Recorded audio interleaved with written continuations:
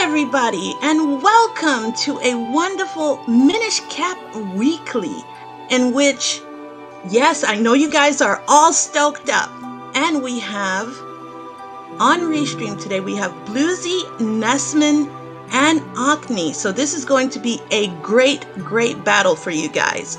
So, I am going to hand the reins over to Hendris, who is going to guide everyone as they go through this big adventure. My name is Christy Joy, and I'll see you guys later. Hello. Yeah, it's been a while.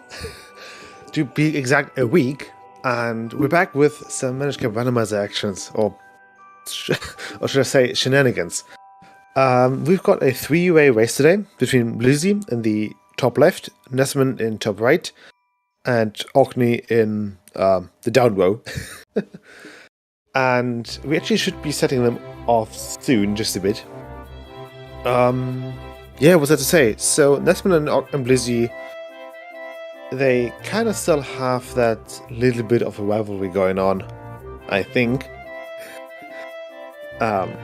Since I believe that they have faced off against one another in one of the previous tournaments. So, it's probably going to be very exciting to see how they fare against one another. We do have the regular race settings, which means that it's group menu, obscure spots,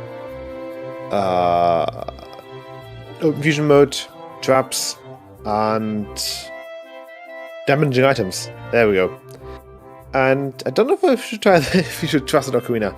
It is an ocarina. Oh boy. Okay. Okay. First things first. This is not my doing. This is Nimbus. So blame him for this. The ocarina is an item that lets you fast travel, and it's an item that chat and Twitch just wants to see very late, as in the later the better. You can see that Bluesy is checking elements and peeking the power bracelets in Karlov House. So we don't have droplets, and there's nothing, well, there's no element in Fortress. Unfortunately, Bluesy has already gotten one of the Casterkin stones that unlock Fortress. So we don't want to see the Swampkin stones, but we do need the Veyfoldkin stone, as well as the Kladovskin stones to progress, I suppose. There's Peril Beam.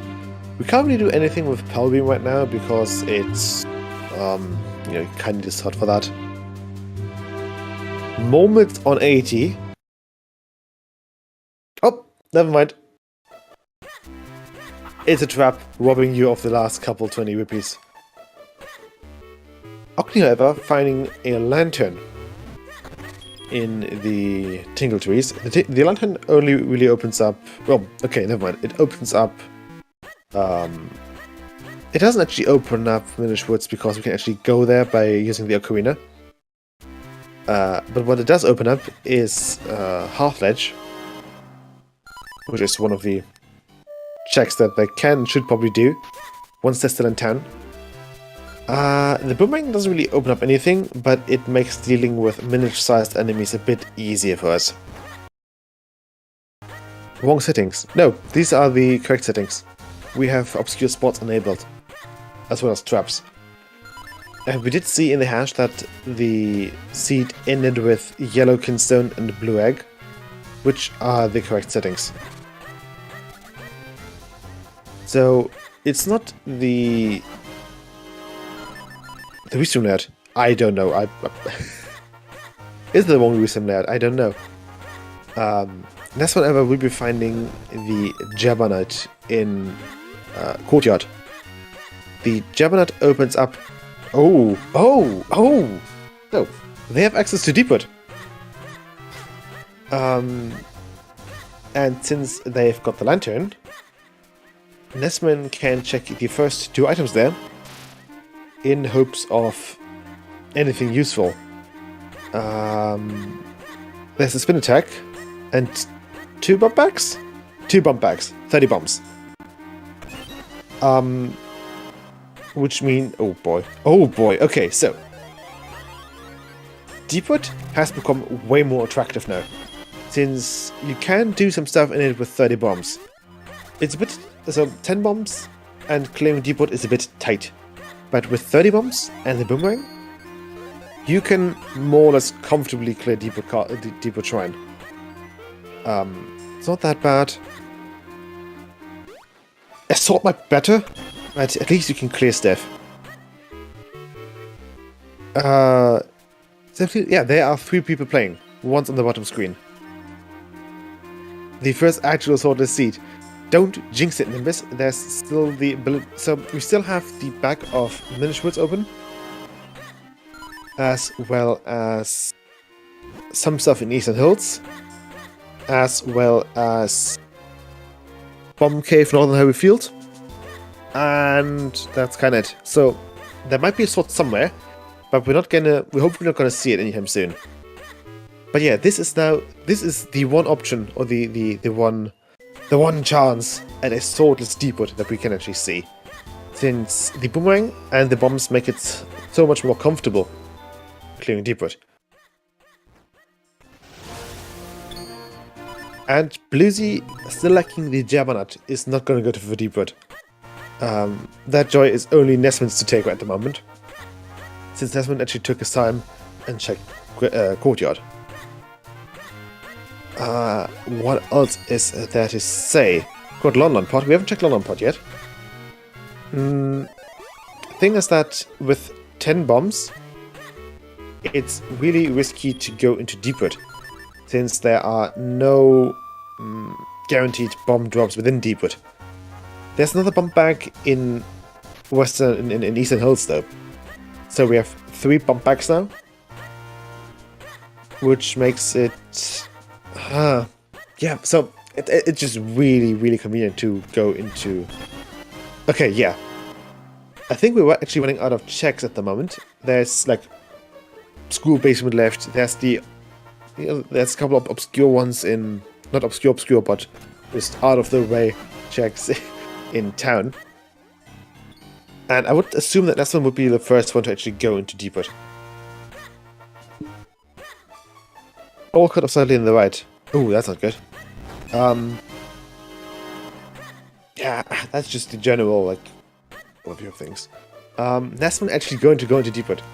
Nesman's on 50 bombs, which are 3 bomb bags. He's missing the boomerang, but I think with 50 bombs, you are very unlikely to just run out of bombs. Nesman making use of the lantern to get a small key, meaning that Nesman can actually progress deeper into the dungeon. And now he's got access to this chest in this room here, and then 1, 2, 3 checks, and like 1 being able to be spotted. We saw that there was only a heart piece in the chest there that Nesman picked up.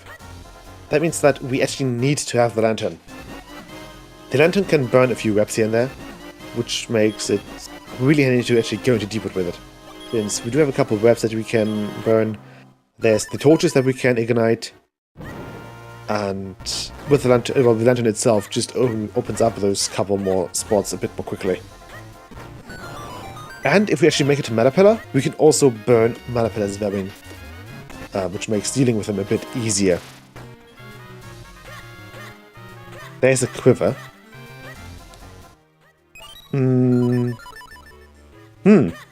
What else can we go? Simon is not in logic right now. There's the basement of school. We could peek an item in their vaults. And is there anything to do in Hylia right now? I don't think there is. Apart from the portal chest, which I believe we've already seen. Yep, heart piece. There's the boss key visible on the heart piece. And a compass. Okay, there's one more check in this room that Nesman can get. Or, well, it's not this room, but the next one over. So, not the one that's coming, but now the next room. There's one more chest. And at this moment, at this point in time, it's really likely that it's progression. There's a timer counting down to 0. Where's the timer counting? Oh, yeah, there's a timer counting down to 0. It's probably a 10-minute delay that a different race had, but we kind of forgot about it. There's a small key, which means that we can further progress into Deepwood. With one more key, we can check the Mana Pillar fight. We can check the Molotov fight. That's like 2 items. Mana Pillar gives us access to the boss key, so that's boss. That's 3 and 1 element. We can get 1, 2, 3, 4, 5 more. That's like what, 8 checks?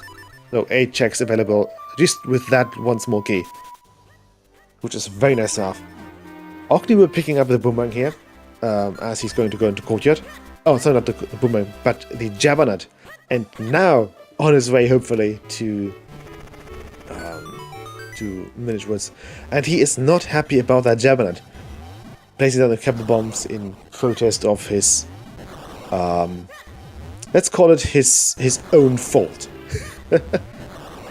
Really making good use of bombs here. You can place down 3 bombs at a time, and they are a bit more comfortable to deal with. And it's just a bit quicker here and there. Although Nesman doesn't get the final bomb on the Mana Pillar, and on the Bulldozer picks up 20 rupees. And school has 1 rupee.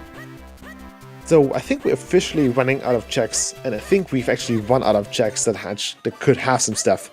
So progression has to be here in Deepwood, right? There's Rockscape for Nesman. That is progression. Ew! Okay, this one opens up droplets, which at this point in time they can get 8 checks. The London key doesn't really do anything since they've already got access to Lake Hylia through the Ocarina. Ew! Ew! Ew! Ew! Ew! That's a cape in Deepwood without a sword. Still, could be worse. This small key up here currently doesn't unlock really anything too major. They can use it on this door, but they can also just not use it and then use the lantern instead. Since without the Gashja, they can't get the Gashja, any Gashja lock checks. If that makes sense. And Nesman choosing not to fight Mana Pillar with the 40 bombs that he has. Instead choosing to, well, just dip it and go into a different direction.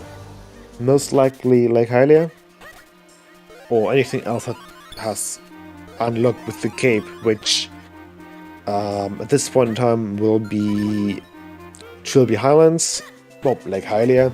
There's a couple more spots available in London Ranch. And what else is there to get? There's one more item in the Falls. And a couple more stuff in town, since Nesman can now actually check the Minish lock checks in town. So that's what? 4, 5 checks more? Which isn't too bad, but I think he's probably trying to rotate this into Hylia. as there's a really convenient bridge between Minish Woods and Lake Hylia where we can pass through London Ranch and get a few items on the way out. Meanwhile, Blizzy and Octney have made their way into Deepwood. We will soon figure out if they will actually go and fight Manapilla. Octney has a couple less bombs because in his... let's call it in his anger of finding, or last occasioning, the Jabbernet of all things. He has dropped a couple bombs, causing havoc with his explosives left and right. And causing probably minor annoyances to the gardener of the courtyard, who up until now has been doing a very nice job on keeping the hedge clean. Let's been checking syrup, finding 20 rupees for the low price of, I think it was 60 rupees. Yeah, I think the mushroom usually goes for 60.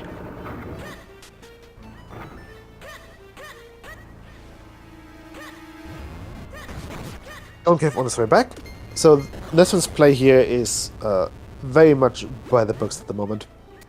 He is rotating from Minish Woods to Lake Hylia, and in doing so he'll pick up some items on the way so that he doesn't have to fetch them later if they actually have something important for him. Lucy almost picking up the pot there as opposed to have it. But yeah, with now in Hylia proper, Nesmin is gonna go elsewhere. As one does.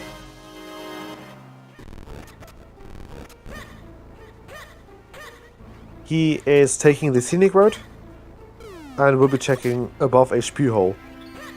Or non above HP hole. That's one of those checks that are very weirdly named, since the HP refers to the heart piece.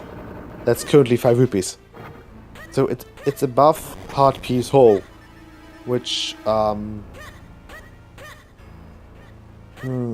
let's just say it's not crystal clear what this location might refer to, or this name. Since we don't have the dog food, we can't say hello to Fifi. However, we can say hello to the master collection of the mayor in the log cabin in the southeastern corner. Octi picking up the cape. Probably not too happy about it. Doozy as well. On the bright side, they can make use of that cape to head deeper into Deepwood and leave one check less open. So Nesvin picked up what seemed to be a mushroom, when in actuality it was a bit of just electrical static, I suppose. Link got zapped, so probably that mushroom was clearly electrical, just electrical charged. There's probably some. Oh, Blizzy is not fighting Manapilla right now either. Ooh. Never mind, he's just going for the Molotov. Is Ocni going to go for Manapilla? Ocni will go for Manapilla. Will he? He will! Oh boy, okay, so Manapilla is a boss where you have to really ration your bombs.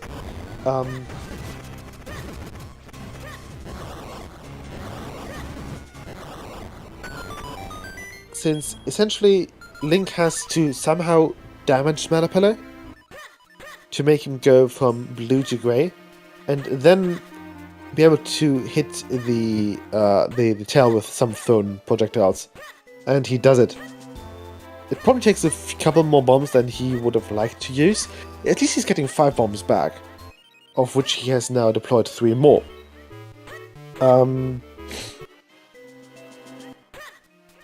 Did Blizzy pick up anything important?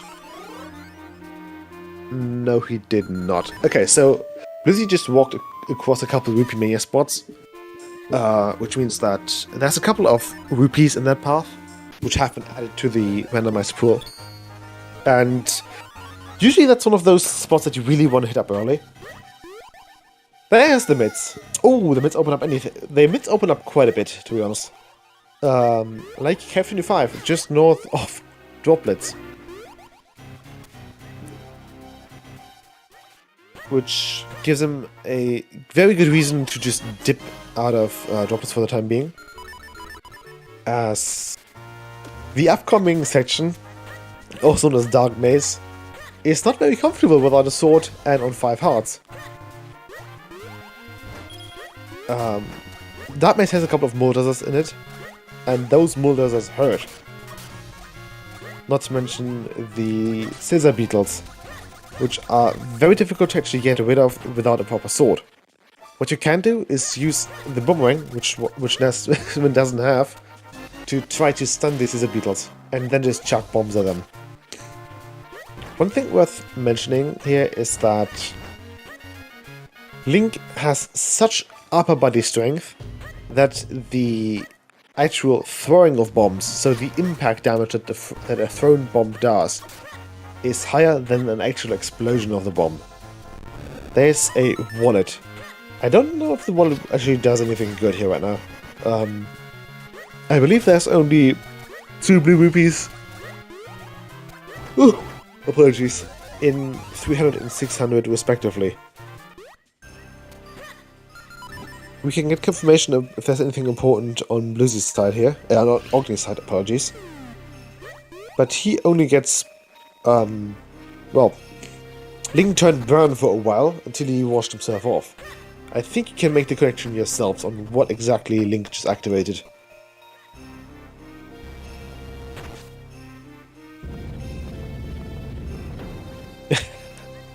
And in the business, that trap is known as Code Brown.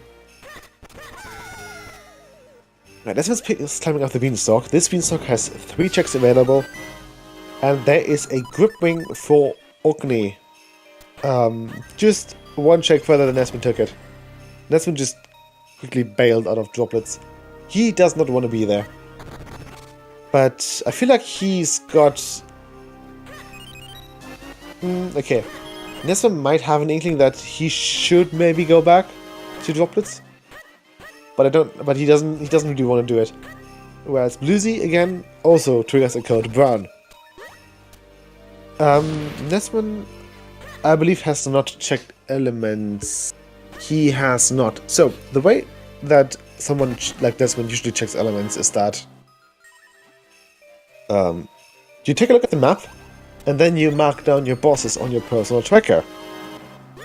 However, since Nesman hasn't marked the bosses on his personal tracker, I would assume that he hasn't checked the bosses. Either that, or he checked and then forgot before he could mark them.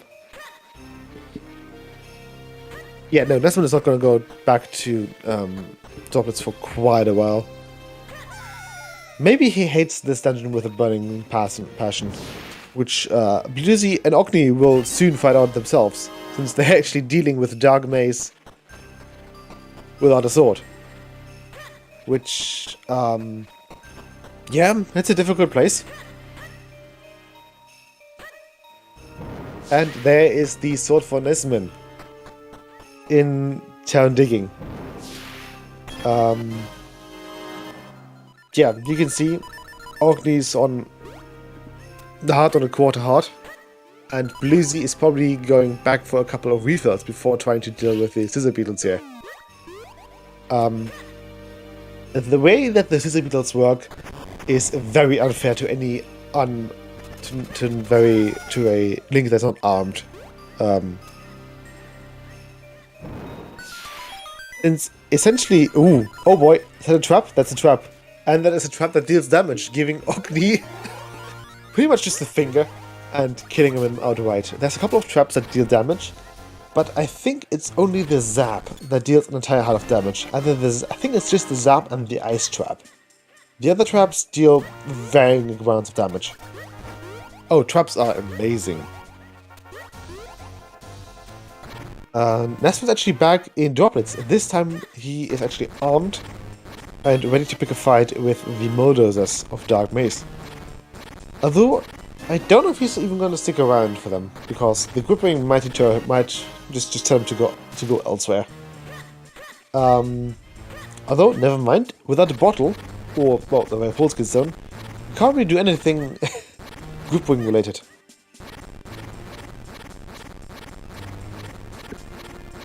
Yeah, so the Ocarina just makes zigzagging through the map so much more appealing. You can just zag across the map without any major downsides or just time losses. Oh yeah, so this is obscure spots, and obscure spots mean that the mids unlock a lot of stuff.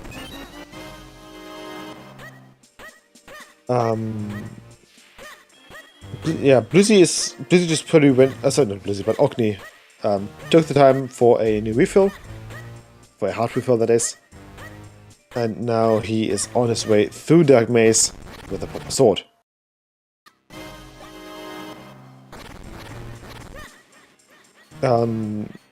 Again, Ogni has the boomerang. Ogni could use the boomerang to stun enemies, but obviously Ogni doesn't check his inventory too often. And he rewarded for his bravery and stubbornness to use the boomerang with the compass. Hello, Trez. Let's see what else is there to be. What to just talk about. Ogni's continuing his way through Noblets, whereas Bluesy left. I don't think Bluesy went through the entirety of Droplets here, though. With the cape, you kind of really want to at least activate Blue Warp, as Blue Warp is very nice to have, but again, it's guarded by 3 Scissor Beetles, and Ogni with his god knows how many bombs, 17, 15, let's hope that he actually has a couple bombs left. And it looks like he's actually gonna fish for a couple more refills in those next 2 checks here. Finding just 1 rupee.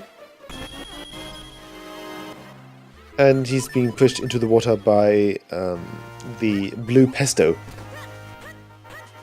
Again, more Moldazers. And 20 rupees.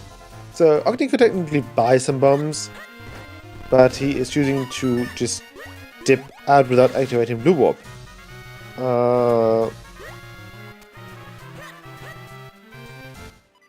It's a risky play if you want to go back, but considering how there's no element in Droplets, I don't think this is too much of an issue for Ogni. Nesman's on a bit of low health. He's making use of that Pearl Beam and getting 2 hearts to track us what was being commented on.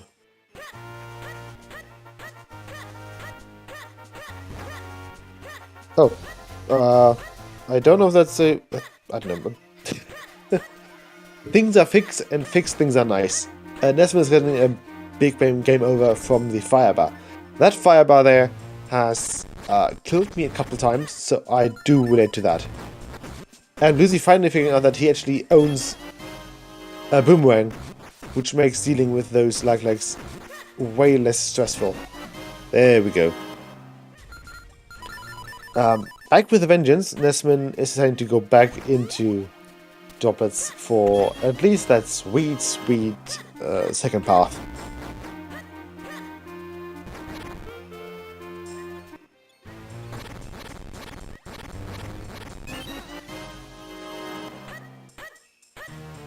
Ogni first getting some hard zaps and then get some hearts back. That's nice to have. And it looks like Bluesy will probably also bail out of that general area for quite a while. Bombs and mids, that's town digging, okay. Oh, that's not town digging, that is first now Northern Highway Field digging. There's one obscure spot here as well. And with the cape and with the mids, there's 3 additional checks that he can check in the Bear Falls region, which will net him with a blue rupee and the ability to peek cover items there. there's a bottle and a heart container. So, if Bluesy finds a cane, he can find the bottle. And if he finds the bottle, he can actually climb up Quennel and make use of that nifty gripping of his.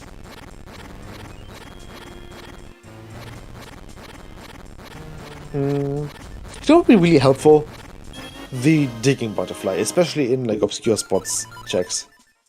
The digging butterfly makes everything just so much more bearable. And let's see, Nesmond is shooting to town, and Bluesy is rolling into the general direction of Eastern Hills. Western Hills. Turby Highlands, that's the word for it. Oh yeah, absolutely, we're not gonna get the digging butterfly anytime soon. Bluesy finding another code to Brown. And Nesmond actually doing some town checks, that's unusual of him. Finding the graveyard key from Karloff.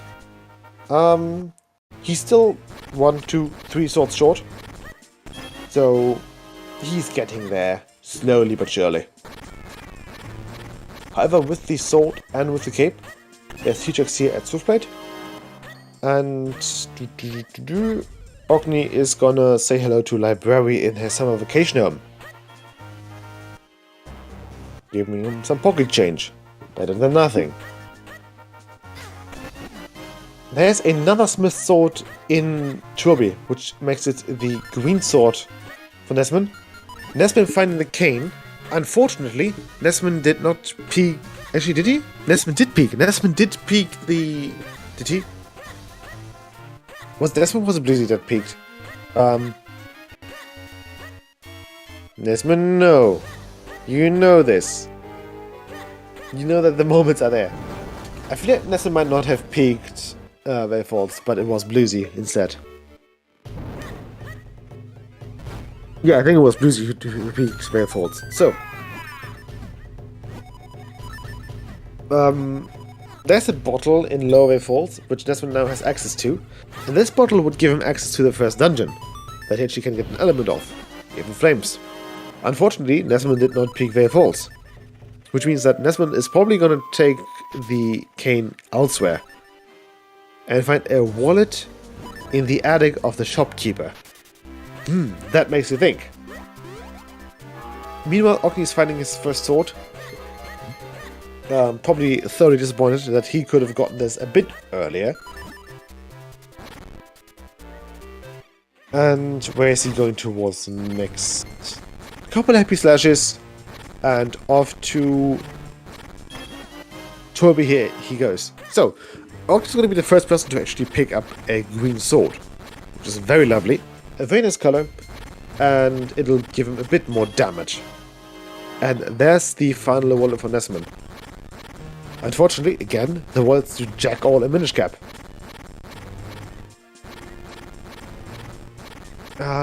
Let's see. He's gonna check Garden. And there's the green sword for Bluesy.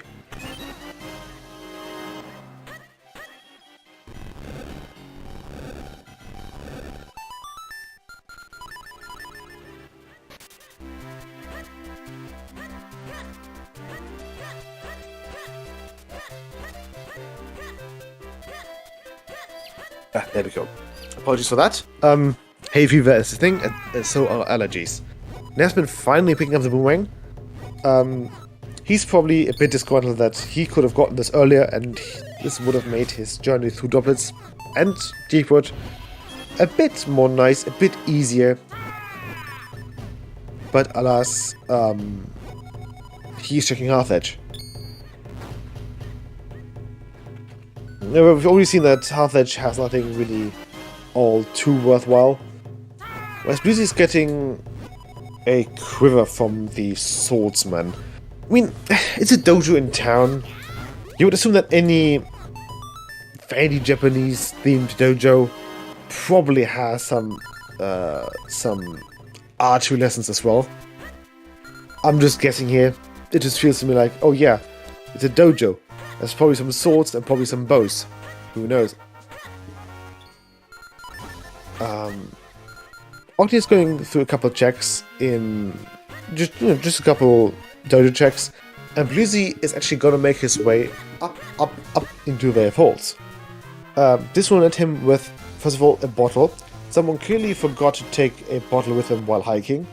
As someone who loves hikes to the mountains, take your shit with you. Thank you. Let's just see the general PSA. And there is a bottle for Bluesy in Southern Railfolds, and a bottle for Nesman in the bakery attic. Bakery attic. Yeah, maybe some bottle of milk that was just forgotten in storage somewhere. And maybe it was uncorked. The bottles of Zelda have a tendency to be locked with corks. So maybe it was just uncorked and all the milk seeped out.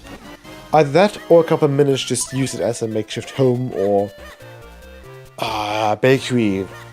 Probably a greenhouse, maybe under a window, who knows. Nice to have nonetheless.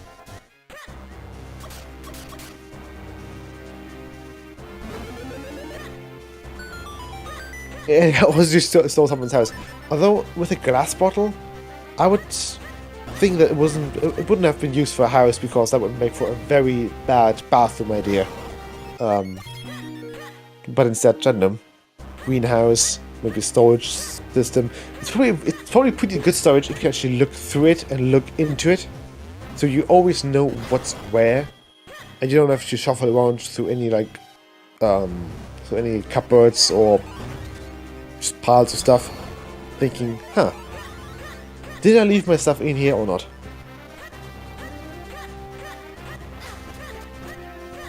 That's the history of skipping our kernel.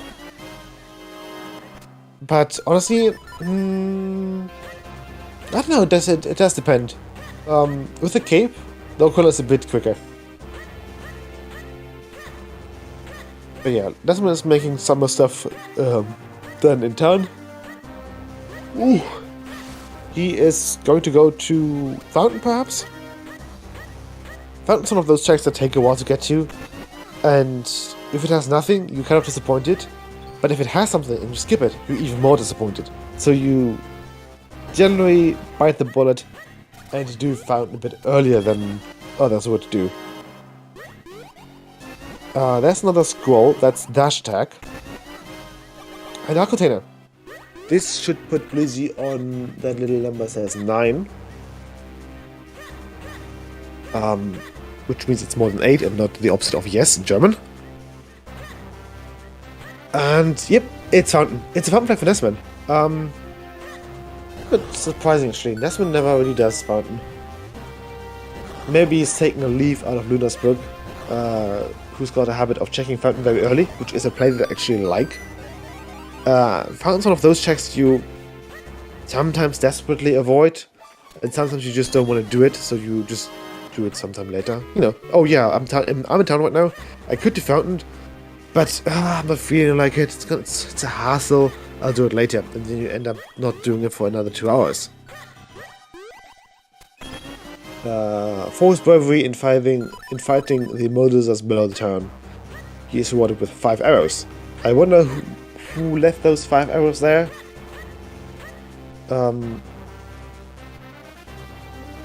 That's been taking a bath in the sewers, or in the fountain, I suppose. I mean, it's not too bad. A bath in a fountain as like one of those small people. Fountains are probably always drinking water, so it shouldn't be too bad. Would be more concerned if it's a sewer, but it's a fountain. It's nice, you know, it's clean water. Probably got some soggy clothes, and the guy who drinks from it next maybe have a weird taste in his mouth from all the let's call it code brown that Nesmond rolled through. But it's fine. Bluesy on the other hand will be saying hello to Malari soon. Malari's mines have 8 checks in them, which make them very comfortable to check with the mids, which he is going to do in just a tiny bit.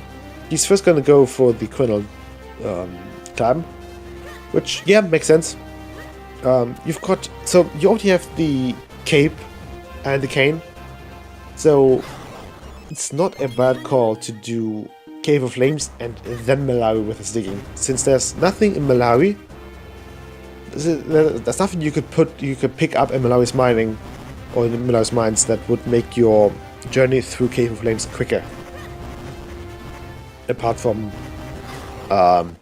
maybe 2 swords, 3 swords, red, yeah, 3 swords.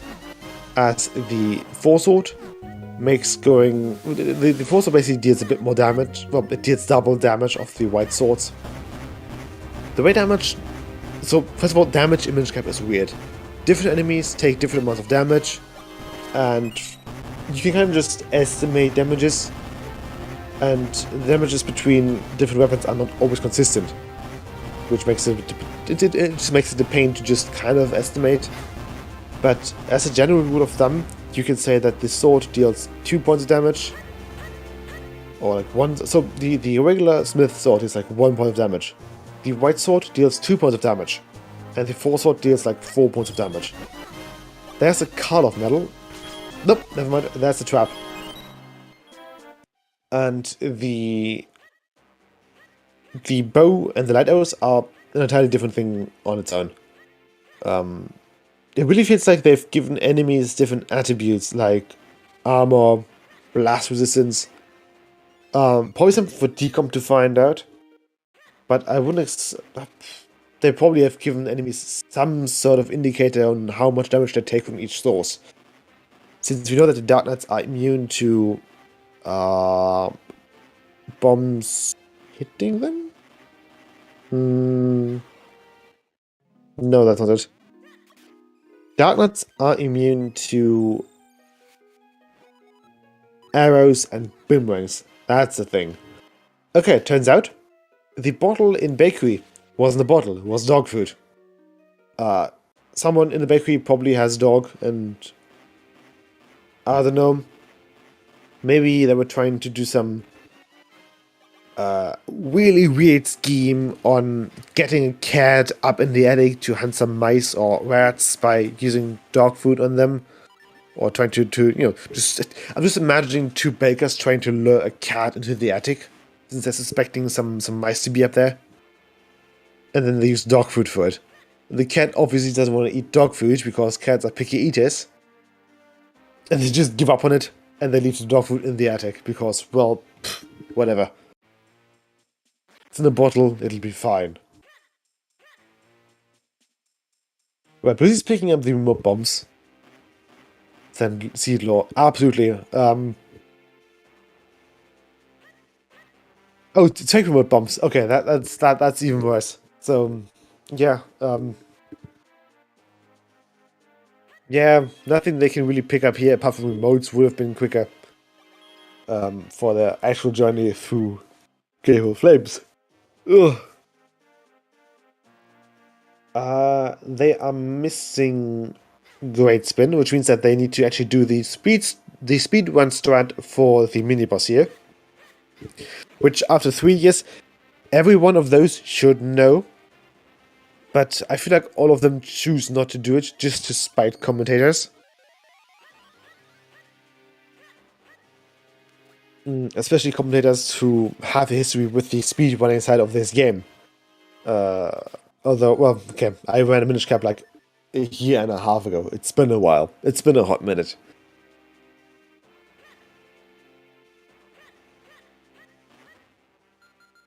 Yeah, it's not a bottle, it's dog food. So, Nesman and Belusi and Ogni have all picked up a bottle from Lower Way Falls. However, there was a dog food in the bakery, which I think they've also gotten all 3 of. Yeah, so all 3 of them have also gotten. Never mind, not all 3, but Nesman and Ogni did get the dog food. Belusi did not get the dog food because Belusi doesn't have the dog food marked on his tracker.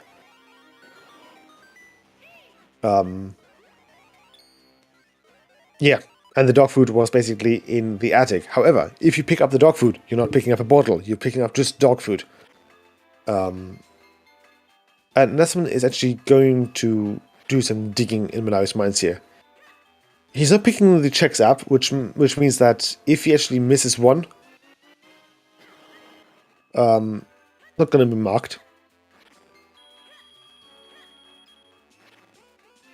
I mean, Nesman might as well just be hoping for Gusja or boots or any other mobility item. So that's fair enough.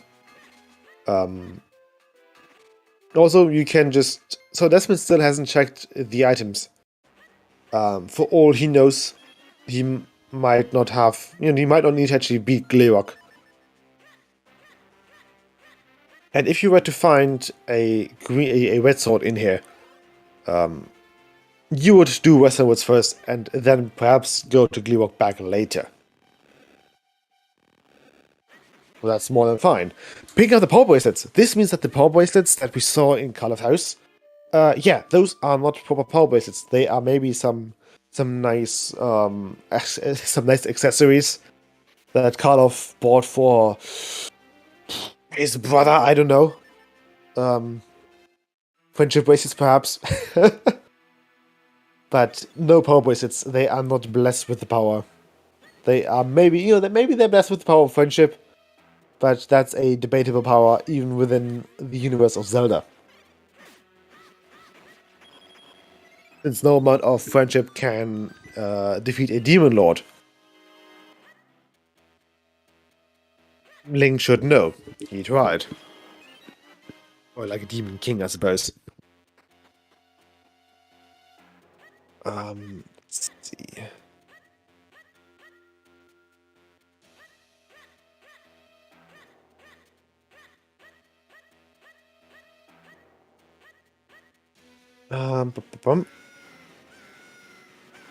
Anything good so far? Not yet. Bluesy is making his way deeper into the mines, and Nesman probably also looking forward to do it. Yeah, friendship really didn't work out in Breath of the Wild either. So yeah, so at least in the Zelda universe, the power of friendship doesn't really do a lot. Like, yeah, there's the power of friendship that's literally unlocking items and places for Link to go Minish Cap as part of the Kinstones. Since I think it's kind of implied that those Kinstones, you've used them with strangers, and in doing so, it's pretty much them becoming your friends, or at least, oh yeah, they turn from strangers to, oh yeah, I know that guy. And that's kind of it. What else did the power of friendship do shit? Majora's Mask. Majora's Mask was Link gaining a new friend called Skull Kid. Although that entire game was just seething with an undertone of like impending doom, death, and the 5 stages of grief. With Mifa, yeah. It wouldn't really a 3D. It wouldn't be a 3D Zelda game if there wasn't some Zoa either dead or dying or in threat of dying or in danger. Come to think of it, almost every 3D Zelda has the Zoas has a single Zoa who's either dead or in the process of dying or at risk of dying. We've had Ocarina of Time with Ruto. Ruto could have gotten swallowed up and just starved to death in Jabu Jabu's belly, or I don't know, electrocuted by the enemies there. Majora's Mask. Well, okay, yeah. So everyone in Majora's Mask would have died anyway, but specifically talking about the Zoa that gives Link the guitar. What's another 3D Zelda game? Twilight Princess, right? Twilight Princess has the Zoas with the dead queen, who got executed by Zand, which, yeah, talk about a drastic measure.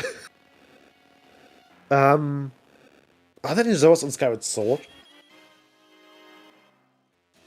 I don't think there are any Zoas on Skyward Sword. Okay, I haven't played Skyward Sword since 2011, so I might be misremembering, but I think there's no Zoa in Skyward Sword. Guitar Zoa. Look, I don't know names, okay? I'm very bad with names.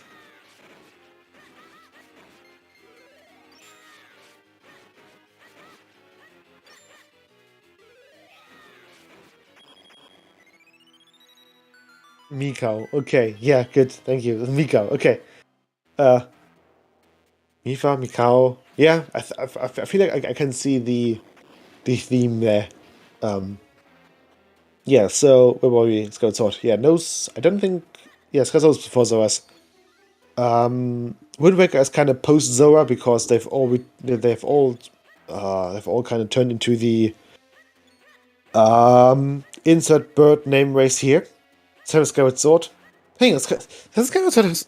It's not Skyward Sword, sorry. But Breath of the Wild has both Zoras and the bird people. Which. Okay. Rito, thank you. Yeah.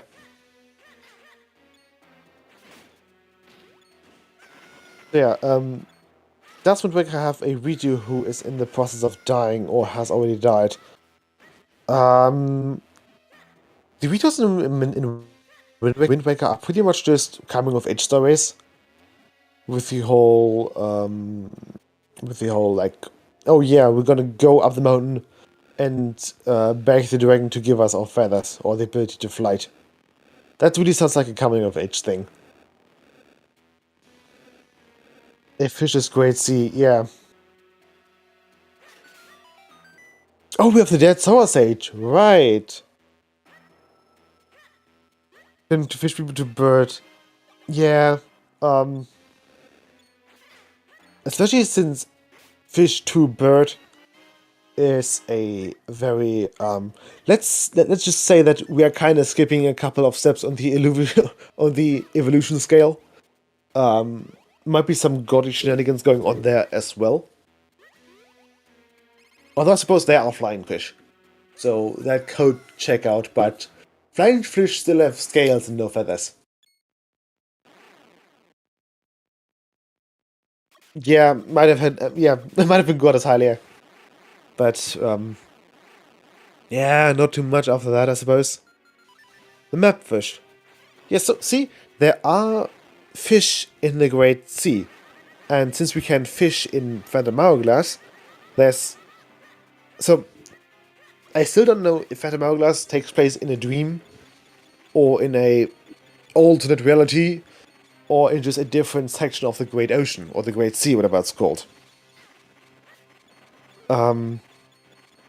Separate demiplane, yeah, fair enough. Yeah, something, dream, something. But the actual whale Ocean King himself, he's a real thing, right? And this means that there are whales in the Great Sea of Wind Waker, or at least around it. So that would check out. And if there's whale, there's plankton. And if there's plankton, there's probably other fish that also eat plankton. And if there's other fish, there's probably also sharks. Haha.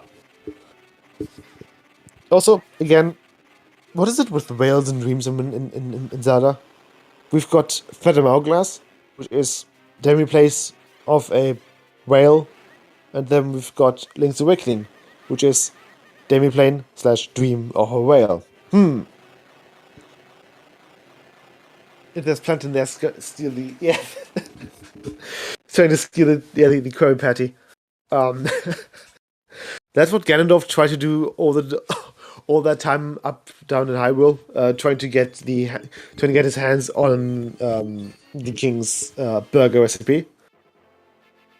So we found a Gustia, a Cloud of Kinstone, on Blizzy's side. I don't know where Blizzy has the red sword from. I've kind of forgot. I kind of didn't pay attention, but if probably not important. Having life. Ah, okay. The sea on Hyrule is prevented the Great Sea from having life. Huh? Yeah. I don't know. No clue. Like if it's a big ocean, you would assume that there is some fish in it.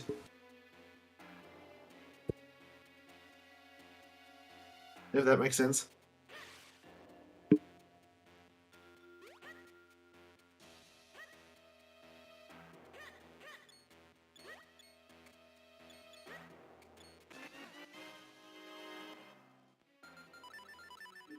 Yeah. Post-Wind Waker, the SeaWorld would have... Yeah, I guess so. But there's still a mapfish, there's still life in the sea. Who knows? See, personally, that was a junk. I'm like halfway paying attention to the game at the moment. So with the red sword, Bluesy can do, first of all, Western Woods. He can do Caster.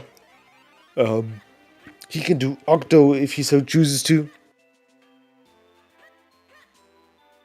There's Boots and a butterfly. Is it a proper butterfly though? Okay, it's fake Boots.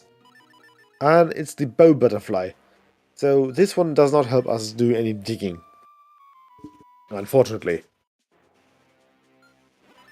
Yeah, so considering this one doesn't have the red sword either, I'm just gonna assume that Bluesy found it somewhere away from Quaddle, and thus it's not important for us right now.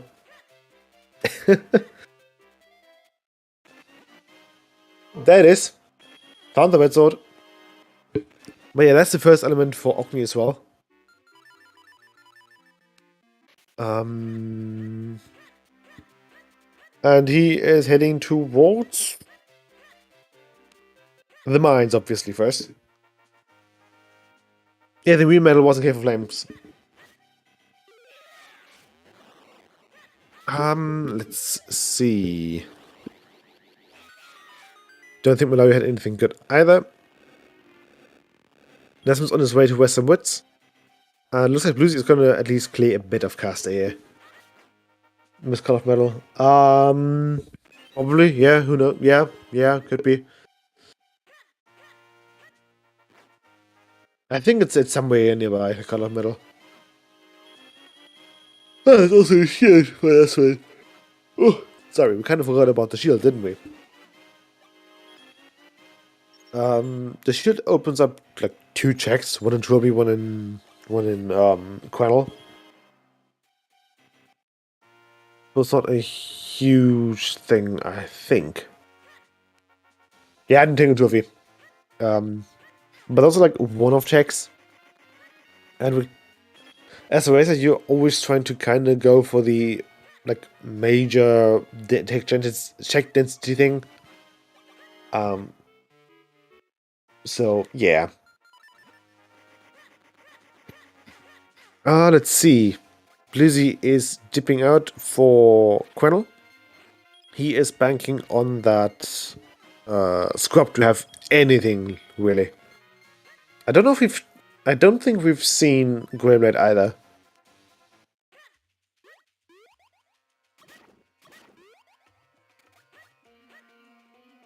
And he is equipping Red Sword and Ocarina, so yeah, he's gonna do Graveblade. That's a hard piece.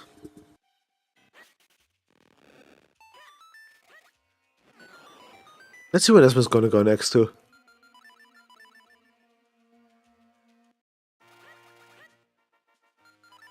He equipped mids. Oh, he's done. Yeah, he hasn't done the other Jaxian caster. Ah, okay. He only quickly grabbed the. Ooh, that is caster kinstone number 2 out of 3. Yeah, we don't really want to see the. Well, they don't want to see the third one. We might want to see the third one because it's funny.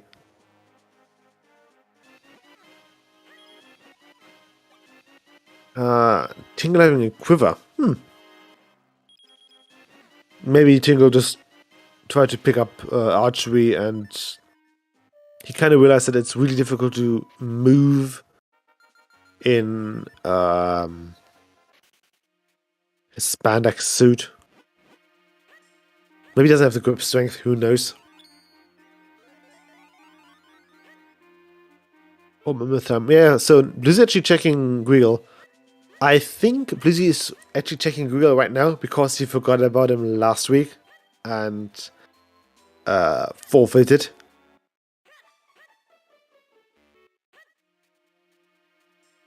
Was that Nesman? I think it was Nesman. Never mind. Oh, Nesman checked elements. Oh, lucky for him. We've seen Andrew's already, and Andrew gave us nothing too important. But Nesman now back with the Gustia, is back with a vengeance, and he's probably going to pick up Malapilla, which I think he left alone, as well as the boss Greenchew. Lucy, that White Caco might be. Yep. So this is why you always deal with the White Caco first, or at least make sure that White Caco is moving into towards a good direction. Otherwise, you might have difficulties catching it again. That's Lucy with Andrew, 5 rupees. Only gonna go to Fountain. So we haven't really what haven't we seen? What they have access to? There's a bit more stuff they can do in Casta, I think. There's the London Ranch Cave. There's Greenchew. There's Octo. They can check Octo. I can't think of a reason why they would though. I think we probably have enough for Waveblade at the moment. I don't think we've seen Waveblade so far. What else is there?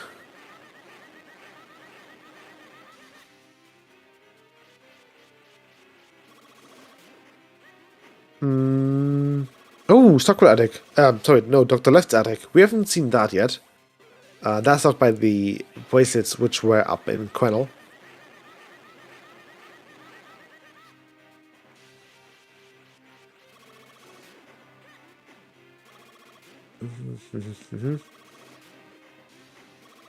Oh, also, it's optimal, just as Blizzy does, to have Link's clone be the upper one. So that way you can get, you can essentially dodge the dust speckles there. Octo's not logical right now. True, Octo's not a logic. But you can do it, but there's not going to be a flipper behind it. There's Asmon's second element, the one being Greenchew. And does Greenchew have anything else? Let's see. That's a small key, which Nesman does not... Oh, Nesman actually does need that. That is the red... Yeah, that's the red warp. That's the big key chest.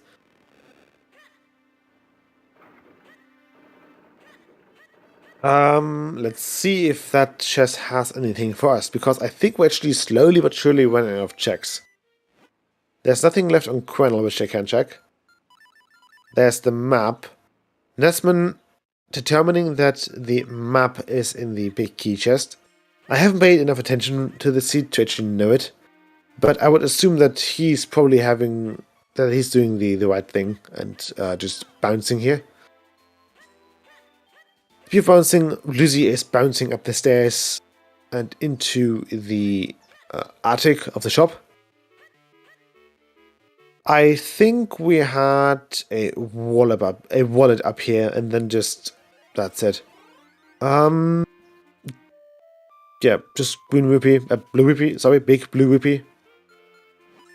That's the green sword. Okay, Ockley's still on green sword. I thought he. Yeah, okay, never mind. For a second, I mistook that green sword on the tracker as a blue sword, thinking that the Orphan Fairy might have had a sword again. But nope, no sword on the Orphan Fairy.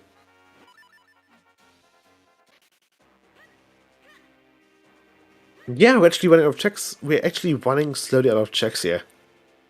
There's Simon. There's Simon, and there's Waveblade. We've seen Tingle, we've seen Karloff. We can't check the boots because, well, we don't have them. The Cane Fairy. Yeah, that's Orphan Fairy. Had nothing. And he's nothing that I can see of. There's Bluetooth. Well, yeah, there's Bluetooth, there's Octo. But they don't have 4 keys for that. And let's see. Desmond Tracker says he has 2 keys in Shrine, in droplets. Same as Orkney, and Bluesy doesn't have his keys marked.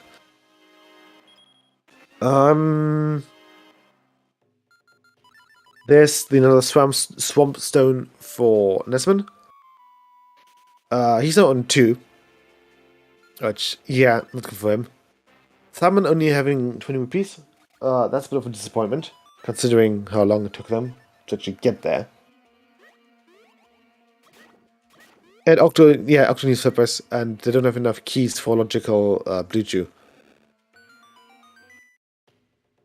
Salmon isn't a scam, Salmon is an experience. I mean, what other establishment has you do therapy by literally converting your worst fears into a dream? Mini hiking in Caster. What's mini hiking? I mean, short hike. I mean, yeah, there's stuff in Caster. I mentioned that there's still stuff in Caster that they haven't done yet. That includes short hiking as well as the boat chest and like the checks next to it. They are on 7 scrolls, so they could check Great Uncle Herbert. Apart from Desmond, who's got 5. Oh boy. Ockley is back in. Ooh, Ockley, did you forget about something?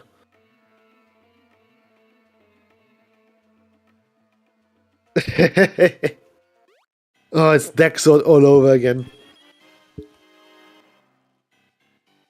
So, Orkney potentially last locationing the Call of Metal in Game of Flames.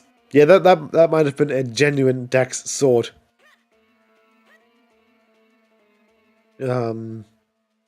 Yeah, he's happy right now. I can probably hear him curse in German across the country. And now with that newfound sword with the shiny hilt, he can use that hilt to, I don't know, do magic shenanigans and have an out-of-body experience. Who knows? I don't know. I don't think we've seen London Secret here, so that might also have some stuff for us. Nope, it doesn't have anything. Not a body. Yeah, I don't know. How would you feel if we would have a clone right next to it? Does a clone have his own, like, I don't know, dreams or wishes or feelings or whatever? We don't know. All I know is that they're made out of light, I would assume. I don't know, weird. I don't know.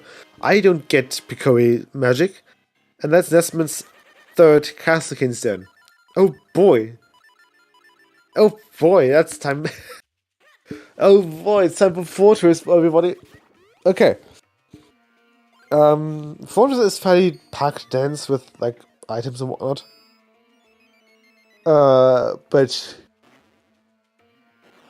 there's a little caveat. The caveat, it's like bold leather says non-required.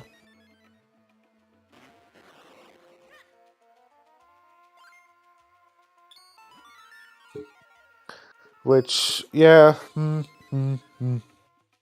yeah, Desmond did skip short hiking. Considering he, well, hopefully finds his flippers soon, that shouldn't be a big issue though. Nesman never underestimates hiking. He knows how dangerous that location can be.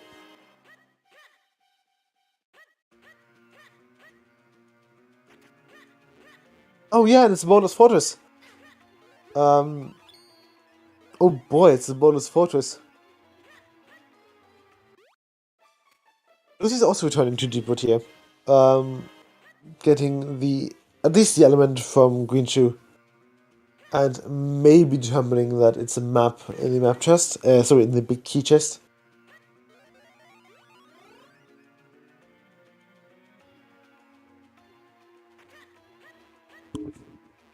Bonus Fortress is... It's rough. But... I don't know if Desmond has any, like, better options right now. So I do agree with that play of going into Fortress. You don't want to go there, and this is why you have to go there. That's just how a seed works. Items are, generally speaking, in the worst position possible. And, yeah. Oh boy. Oh. Could have used another coffee. If only I had 4 today. Let's see. Bluesy's doing Green Shoe. Desmond is on his way to Wind Ruins. And Ogni's slowly but surely catching up to them. Only 4. Yeah, I only had 4 cups of coffees. I think I'm at the stage where caffeine doesn't really work for me anymore. It just doesn't do it anymore.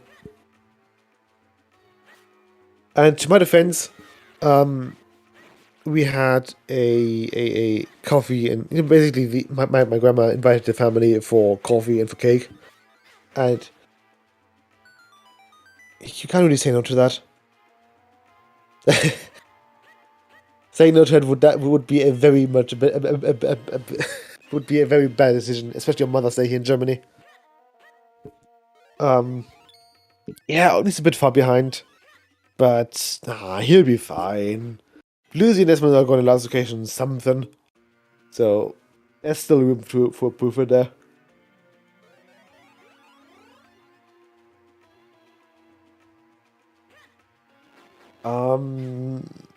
Luckily, we don't have the golden enemy drops in just yet. And I don't actually think we'll have them in for another couple months. I don't know.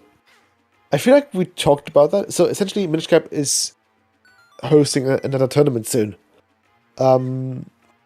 Which also explains the higher than usual turnout rate for the races. So, as part of the Minish Cap tournament, I think it's going to be tournament number 4. And as part of tournament number 4, we will have the seeding be not entirely, but partly depending on your actual score on the race time leaderboard, which we specifically reset. But I think I've forgotten if we actually have a settings change due soon or not, because I can't remember that stuff. And it turns out Nesmin was correct in his prediction. There just was a map in the big key chest. And oh boy, Ogni is also back in Deepwood. The first recorded race, I think it's the second recorded one. I actually have no clue.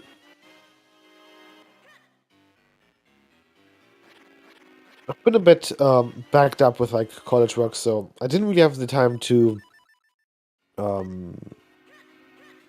take a big look and throw a look into it.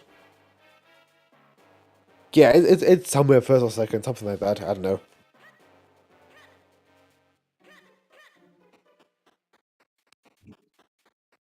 That shouldn't be too bad, right? Right? Well, there's flippers. Might be a trap. Never underestimate good and well-placed traps. Because they are flippers. Ha! I knew it. Okay, so this puts Octo into logic.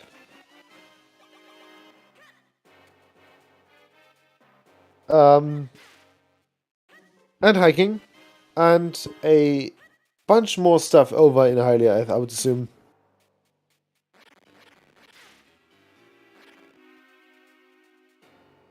Desmond, he did? Oh well. It happens to the best. Let's what should be the sword up there in there. White lever chest. Oh, that one, yeah. Oops.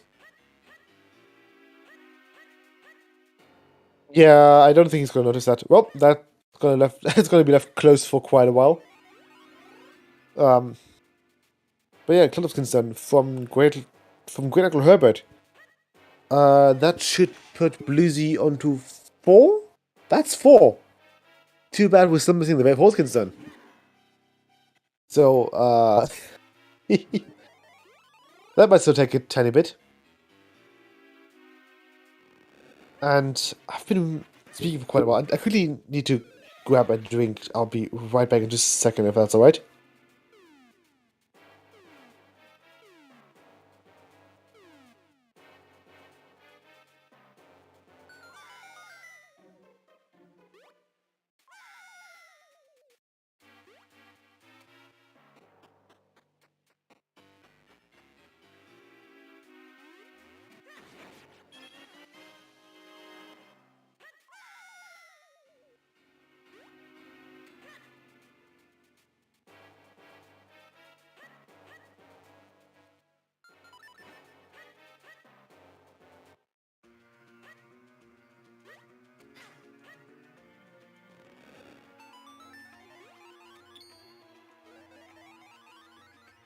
Okay, there we go. I probably didn't miss anything looking at the trackers. Yeah, so Nesman is on his way to the Quick Warp Caves, whereas Bluesy actually doing short hiking. You can check if there's anything good there, who knows. There's Green Whippy, Red Whippy. I can't do colors today. So only Red Whippy. And the second Quick Warp Cave has in store for us a certain 5 arrows. Wow. Okay, I feel like Nesson probably already did anything he could, apart from that one chest. And he's now on his way back to, I don't know, Caster. Oh right, yeah, swimming spots. He probably wants to go to Droplets next. Droplets, as a general rule of thumb, is a very good location to do with flippers. Oh, you got the chest? Okay. And since he's still on Red Sword, I would assume that there was no sword there. Yeah, the flippers. Nelson's just doing some flippers checks here in town. Town? No, Lake. Lake Town. Aha! Hole has been Middle Earth all along. We were bamboozled. Arkney is also going to say hi to Open Myth. He's currently in his bed, sweating and recovering from the hando tasking that he's done over the last couple of weeks.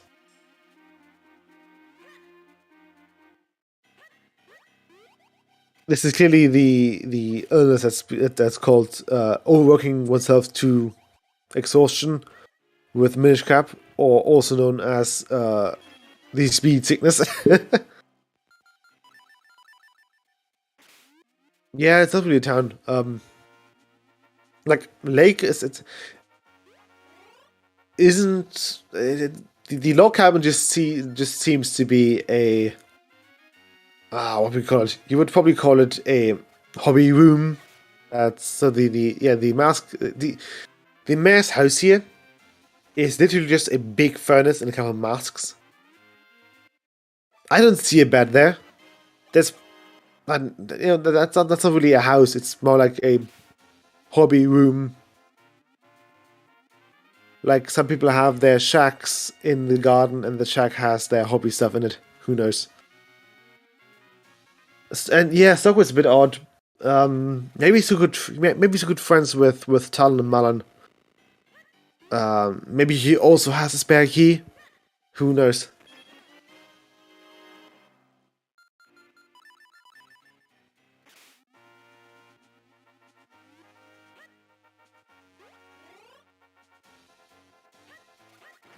And the witch's potion shop, yeah, no one knows where the witch where syrup comes from. But there's also a witch called syrup in the Oracle games. Maybe there's some connection there. Who knows?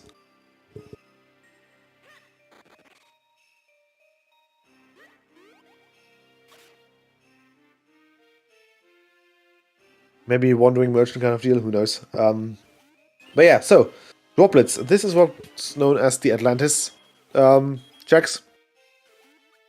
As you can see, there's a salt in a lake. But even though Nesman might be British and from Yorkshire, this will not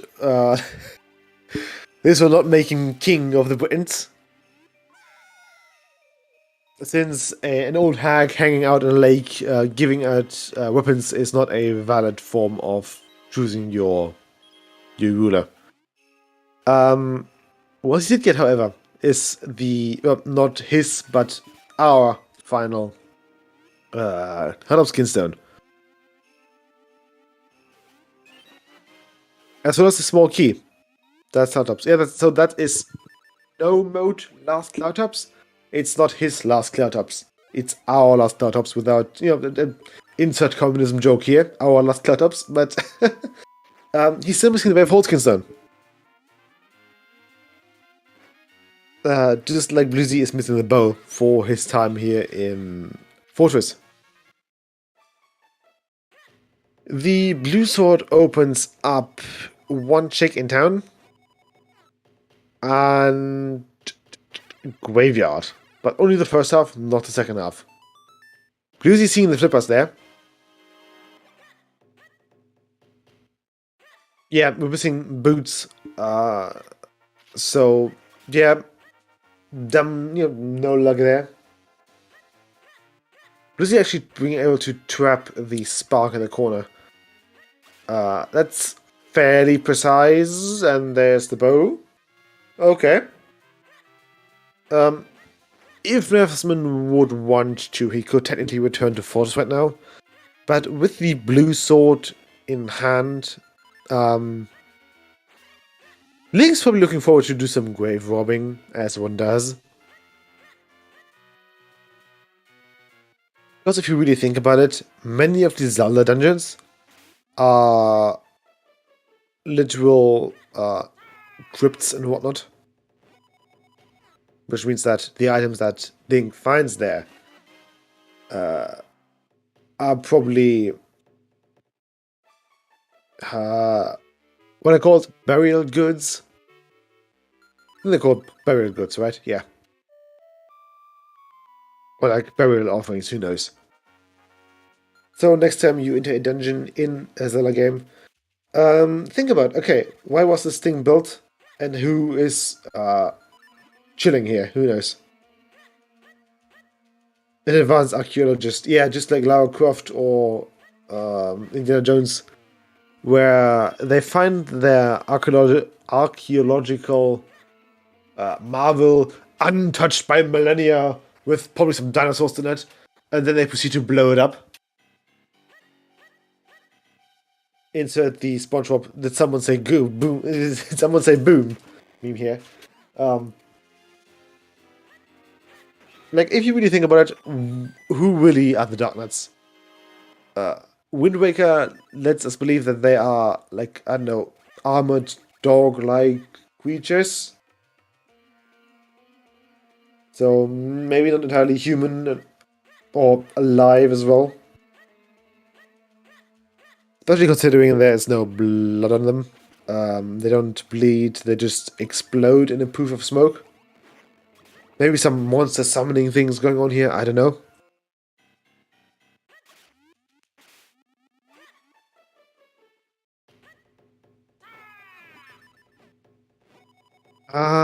Bluesy is going to do some more dojos. Ogni is on his way to Fortress. He's been doing a good job at keeping up or just trying to get back up to speed.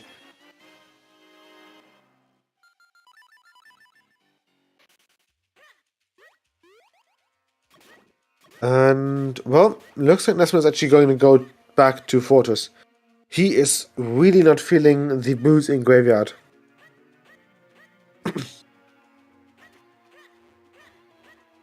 And there's always mode left. I don't think Nesman has done mode. Okay, it wasn't anything either.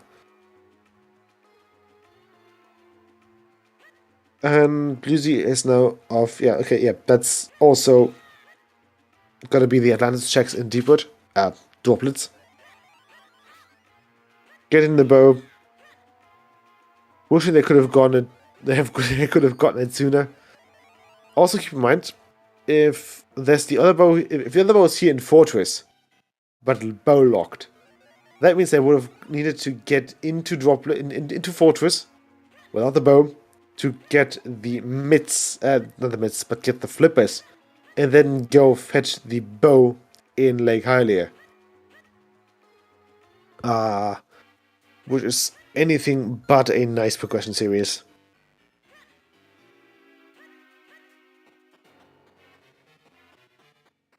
Yeah, Blizzy being told that he might want to do the job as Britain's kings as well. With the Lady in the Lake. I don't think this one's done Blue Chew. Do they have access to Blue Chew? Probably have.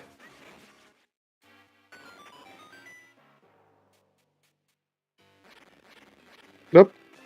Who's not even bothering with the... There's the... Ooh. That's lovely. There's the Waveforce Skin Stone.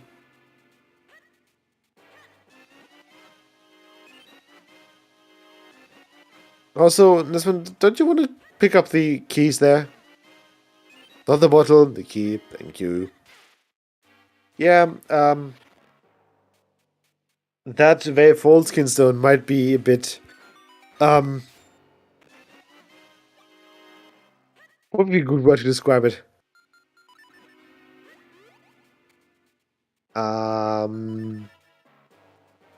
Yeah, Nimbus, you might want to skedaddle.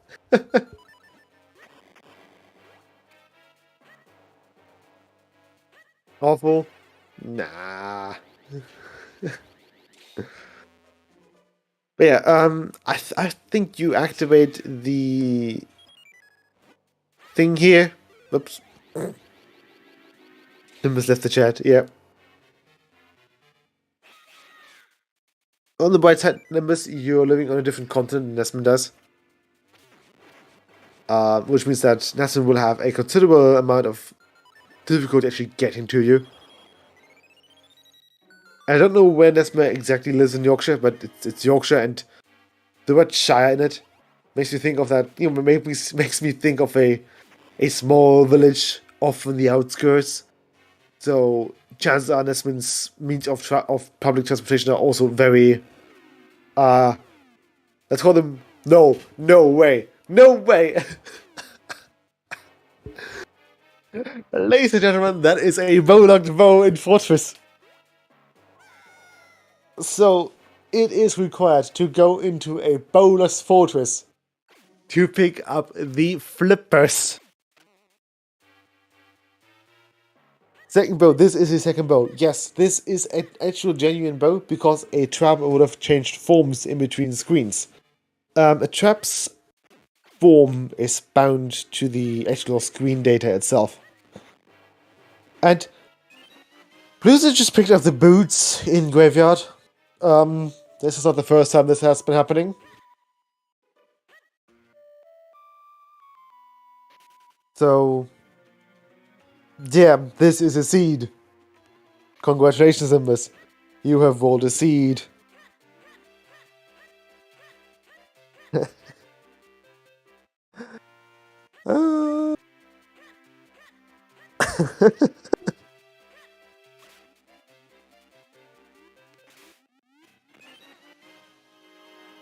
Was a blue sword.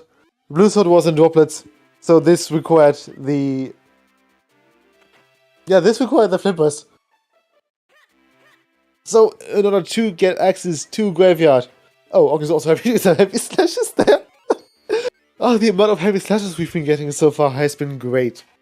I think we're like up to like 5 or 6. There's a butterfly. There's a digging butterfly in the graveyard. Is that vanilla? So, I know that there's a butterfly there in vanilla, but I don't know if there's a vanilla digging butterfly there. That's the flavor butterfly vanilla. Okay. Cool. So, not vanilla, but close to it, I suppose.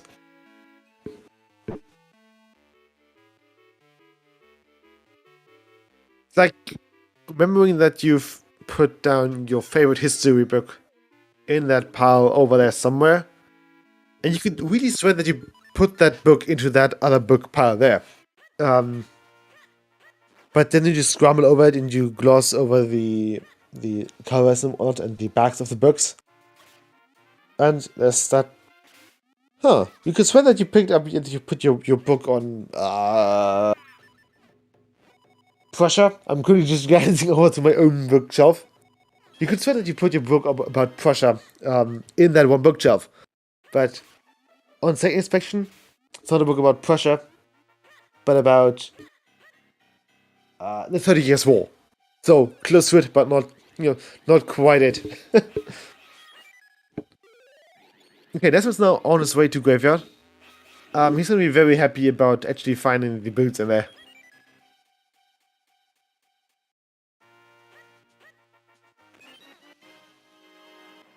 And there's King giving Bluesy a glorified footprint. I still don't know why they made the elements look the way they do. Like, so the droplet element, I get it.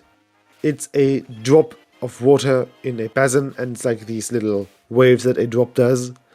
I also get the wind element. It's a gust of wind over a plot of land. Earth and fire?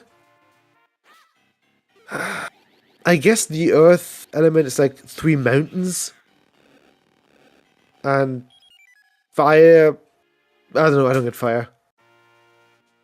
Yeah, you can also grab keys. So your clones can pick up items if you walk over these items with your clones. That works.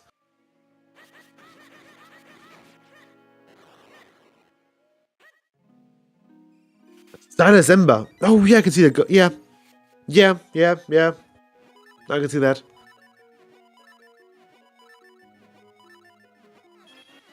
Yeah, that probably works.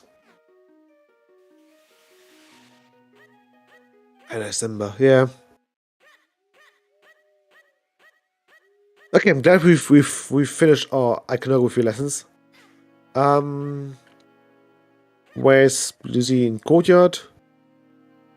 Ockley's actually going all the way through droplets with the... Oh, Ockley wants droplets. Ockley really wants that mana pillar fight. There's the Booster Lesman. Very convenient. Placing down a couple of bombs as another grave offering. Damn, we can probably pick them up. And I don't know, who knows, maybe there's like some... Okay, no, the bombs were created by Balawi, weren't they?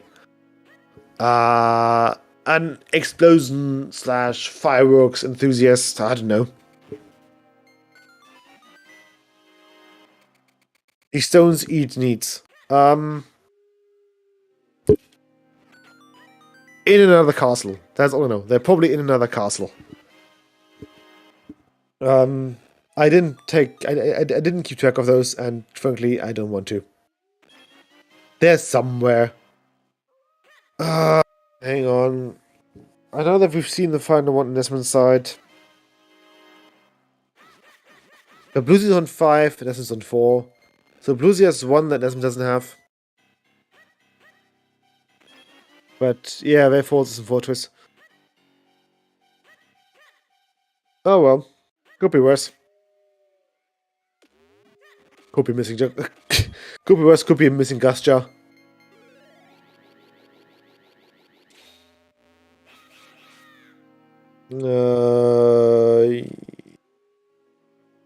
Bow locked, yep. I don't think Bluesy has actually been back to Fortress with the bow. Oh, this one? Oh yeah, wait, equipped. Orkney hasn't been really... No, there was nothing good on the mana pillar.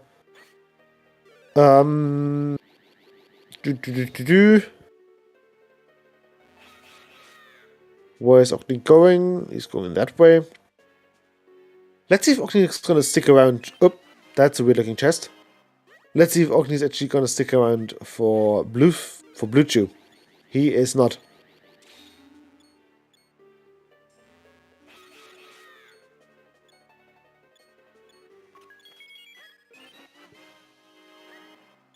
And instead he's gonna go to Goldfish Caves. That's not bad. And Bluesy, on the other hand, is Fortress? Fortress. Wait, no, it's Caster first. Okay, so anything good in Goldfish Caves. These caves have a bit of history on them. So, or at least a bit of like strategical planning that you can do or you can't. These caves are a good idea to check once you've gotten your flippers. But many of them kind of forget about them to their own detriment, which happens to most of us at one point or another. For example, it also happened a couple of times to goldfish, which means they were called goldfish caves, as one could guess. Octans are back in Caster. Nesman is gonna check the sewers proper. He is on one book, so there's no sense in just chatting with Hilary, who's I don't know. He's the doorman. He holds the door. Or, I don't know, make sure that the letters are actually put down to the back ends of the books. Suez has three checks. Ooh! Hello there. That's Forsword. So, like I was saying, Suez has 2 more checks. One's in the... where is it? There it is. It's right next to the waterfall. And since you can't actually get up there from the shallow water, or from the, I guess, water itself, there is that lovely fight against the Scissor Beetles.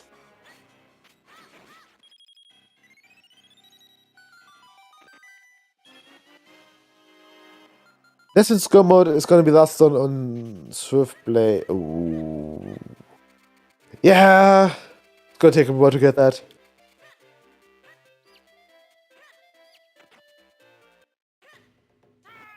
Yeah, me too, Nimbus. Susie is... Ooh! Hang on a second. Bluesy. Oh, he's doing it. He's getting the gun. Yeah, okay, so. Nesman's Gomon is now the kinstone of Swift the First. Bluesy's Gomon is the kinstone of a fortress. So Bluesy has to return to Fortress, whereas Nesman has to just find a scroll somewhere. And donuts. Honestly, the Beatles are worse than Darknuts. The Beatles have weirder hitboxes than the Darknuts.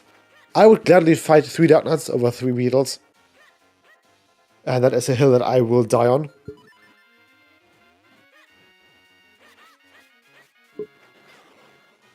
I mean, Nesman can also just go up there forth and just pick up it's a scroll there. There's bound to be a scroll there.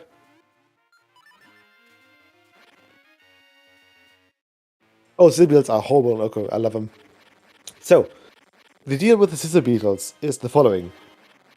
If they have dispensed, if they have thrown their scissors, and Link makes contact with those scissors somehow, he can stare at them in the wrong way, he can hit them with the boomerang, he can hit those with the sword beam, he can even hit them with an arrow.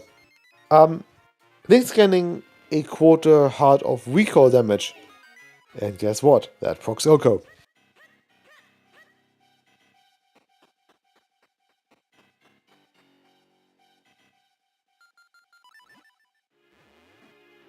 Roxas, look, it's Nesman we're talking about. He's gonna do whatever he wants to. Like picking up the mirror shield. It's a mirror shield, for fuck's sake. Oh boy, okay, at least we've got that one down. Bluesy is heading to... Lake. It was almost Zoplets, as it was almost Fortress.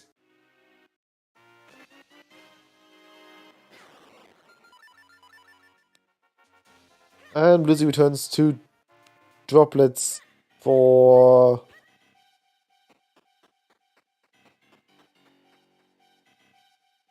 Luchu? No. No, it can't be. Lucy, no! This is not the way. That's another bottle for Nesman. Again, someone losing a bottle on a hike in their falls. If you're out in the open, if you're out in nature, don't litter. Thank you.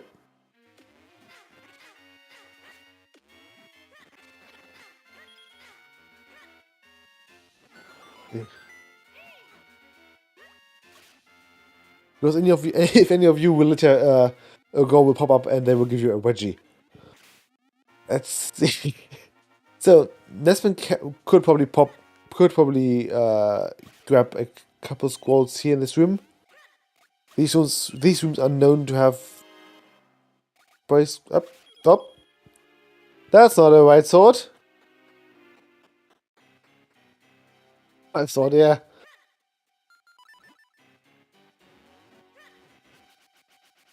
Well, I mean, the 4 sword is the 6th sword technically, but yeah, it's 5 sword. It's not.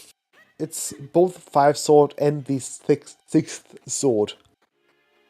That both works. Ugly Goody having a minor mental breakdown. Just staring.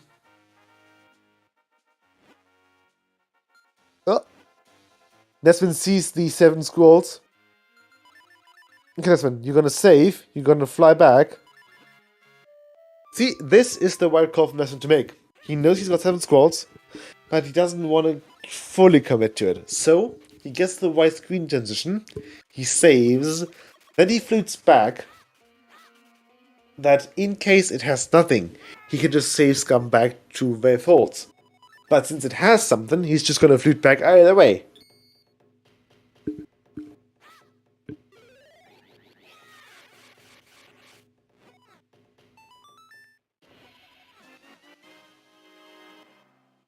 And that is Gumbo for Nesman. 1 hour 40 in. What's it missing? Palace and Daku Castle. You can't do that in 20 minutes. You can do it in maybe 25. But not 20 minutes.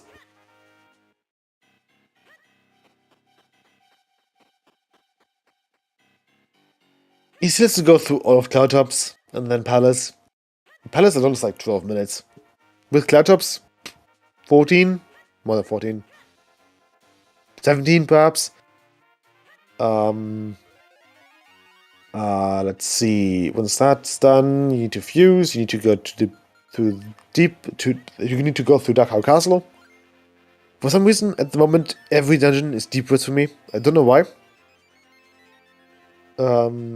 Yeah, so a save scum will always put you back at your latest white screen transition.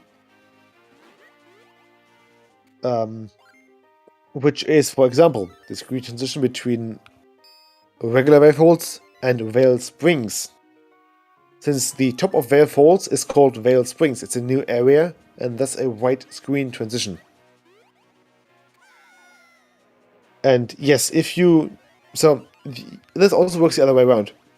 If you can only do one check in Clouds, for example, and you're clearing Vale Falls, you save after getting the final chest, and you pick up that one check up in Cloudtops.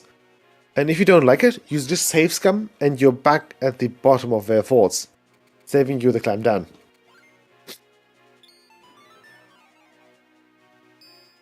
It doesn't have to be in the cave, it just doesn't, it has to be before you climb the ladder up to Vale Springs. You can still save on the ladder, you can still save on the ladder. It just has to be prior to that white screen transition. Yes, save anywhere except the screen where Big Gohan is. And oh, look at that, Lucy's back in Fortress, or at least on his way to. Oh, he's gonna be so happy about it. He's gonna be so happy that Nimbus, you're East Coast, right? You're like Pacific. No, it's not Pacific. Yeah, you're EST. You're East. Okay. I think Bluesy's West Coast. So, at least it'll take Bluesy quite a bit to actually reach you, to strangle you. I don't know. I'm sure he's not going to be happy about that Kinston and Fortress.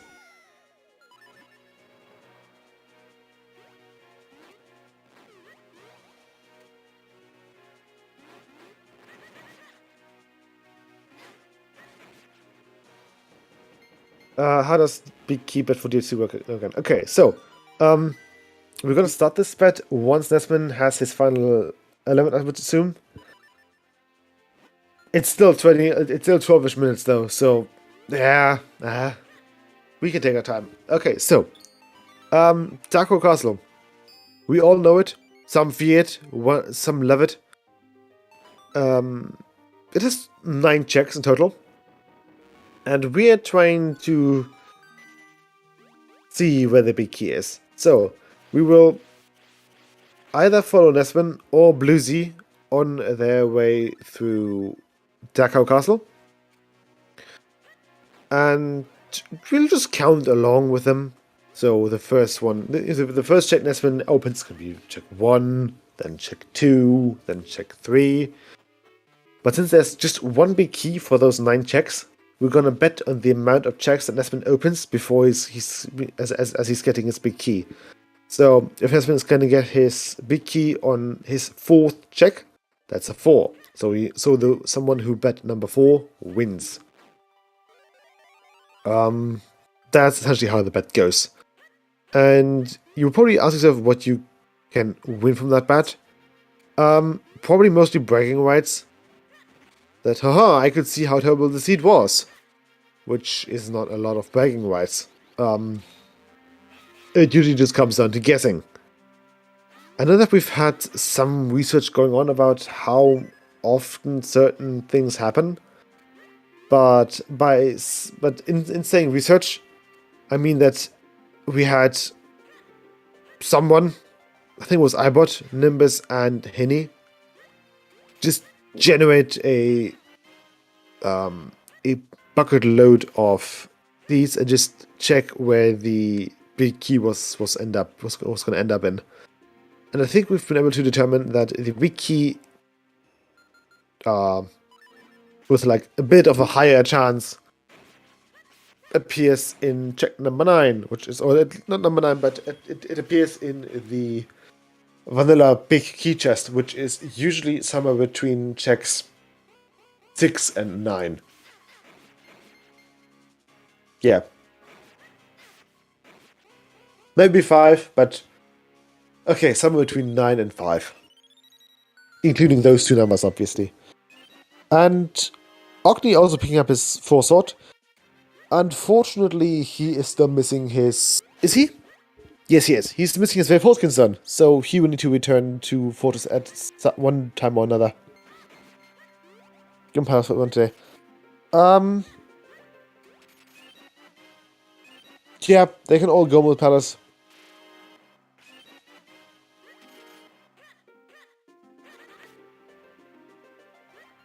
It's not too bad. Although, I think if I had to choose a go mode dungeon to go through, I think my choice would be on Fortress or Deepwood. Since those 2 can be extremely quick if your big key is in a favorable position. With Palace, the difference between go moding Palace and just full clearing Palace is not that big of a difference, because you're either way looking for small keys up here.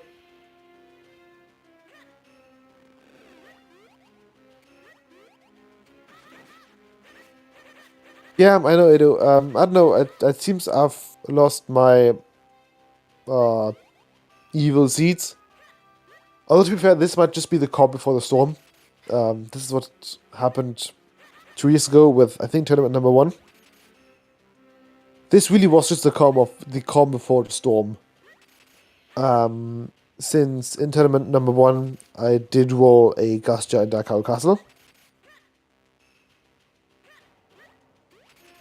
They did get a lot of keys, yeah. Let's see. What is there that's to be feared? Oh. Yeah, Nesman, there we go, he gets it. Yeah, I think Gastja in Dark Owl Castle was probably one of the worst, well, not Gastja, but Tingle Trophy. And then Tingle Trophy leading to Gastja and Tingle in Dark Owl Castle.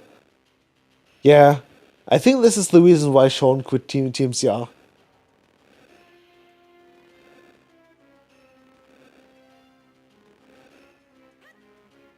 Nesman on his way through Third Bush. Let's see if it has anything good for us. Apart from Bush Pottery.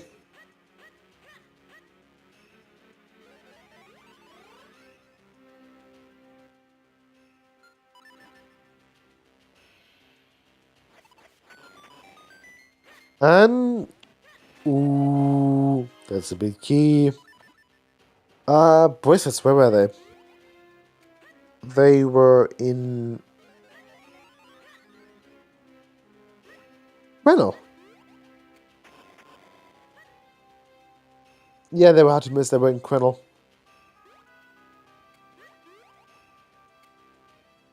And oh boy, look where Ogni's going towards too. Look where Ogni is sliding towards. He's got a date with Fate.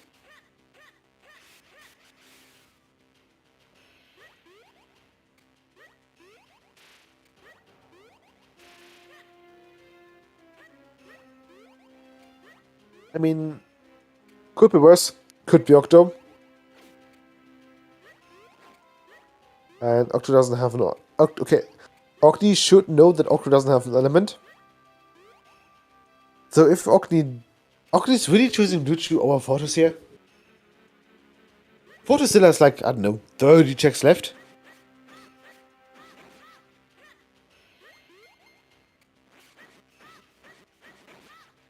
But yeah, I would just assume that there's a special place for Blue Chew in Ogni's heart. I would have thought that it would have been Green Chew. Since there's something to be said about Germans and their green jello. So did you know that within Germany, green things are... So you know how some foodstuffs are color graded and like just color categorized? So something red is usually strawberry or like raspberry. Something orange is usually, I don't know, orange flavor. And in America, something green is usually green apple or maybe mint. That's not the case in Germany. In Germany, green things are a certain flavor called sweet woodruff. That is I think that's an herb that's unique to like Middle Europe, like Central Europe. So it's so popular that if you see green ice or green jello or green lemonade, yeah, that's not apple. That's neither mint. That's a green Bufocne. It's not pistachio either. No, it's an herb called sweet woodruff. You can usually harvest it around May and April here in Germany, and you can actually just forage it from the forest. And it's, imagine a mix between vanilla, sage, and lavender. It's a great flavoring agent. And Blizzy almost screwed up Potbush here. That was a close one. But yeah, we flavor ice with it, jello, cake, not batter, but just, you know, general cakes, I suppose. Green apple's called Granny Smith. I'm rarely eating green apples, so I don't know. It's just, green apples are green, that's why I know them. There's probably a couple more, like, green apple varieties than Granny Smith. But yeah, I don't know. Maybe it's a trademark thing. I don't know. Nesman getting 5 more bombs, but not picking them up for some reason. Oh, it's only the second skull that has the bombs, right? Ogni? Ogni, are you sure you want to do this?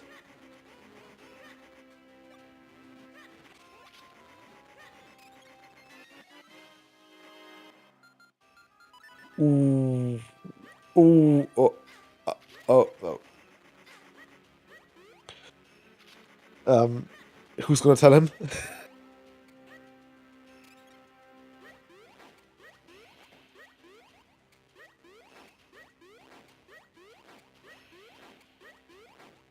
Yeah, he's gambling hard. He's feeling behind. To be fair, that... What did he leave behind? That... Red sword? Red sword? Red sword. Card of metal. Card of metal. Yeah. There we go. Yeah. He might be feeling a bit behind.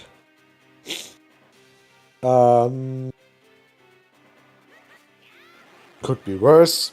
Could be... Okay, never mind. I think this is Ogni's worst case scenario.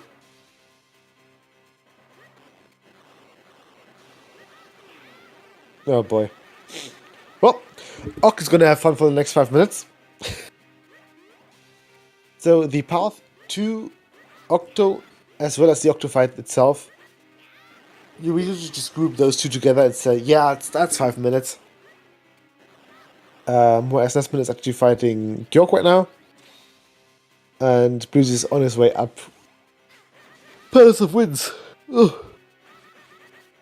Oh boy.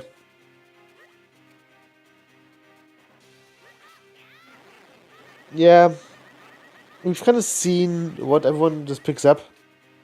Nesman and Bluesy are in go mode. Ogni is trying. He's trying his best, okay?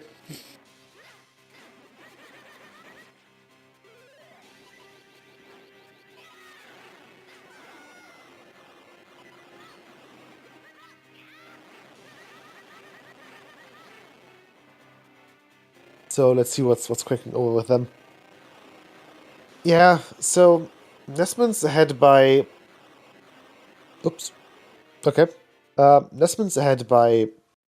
God, who knows how many minutes. I'm gonna say 3 minutes, which is maybe a hour and a half. So Nesman and Bluesy can still... It can still come down to Vati RNG. But yeah, that's the vanilla element. That's the vanilla wind element of Palace of Winds. Nesman might want to grab like a ferry or so. Yeah, a ferry is enough. He's got one bottled, it'll be fine. And I think that's now the time for us to start our bet. So, Dark Castle, 9 checks, 1 big key. Bet on the amount of checks we're gonna see on Nesman's side before we actually get to see the big, shiny boss key. That has a very suspicious looking gemstone in it that looks like an eye. So, exclamation mark bet, and then some number. Thomas, king isn't a number, but you get an A for effort. No, Thomas, king is not a number.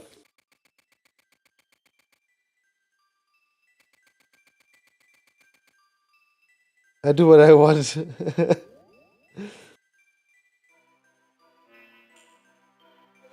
The tile room. No.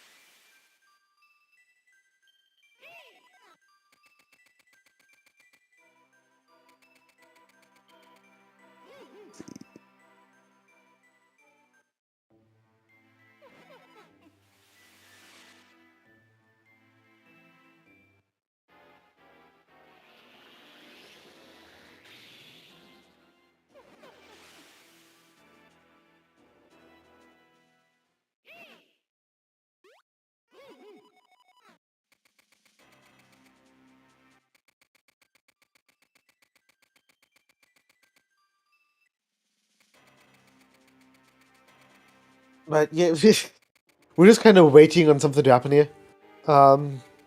Yeah. Octo's actually fighting Octo.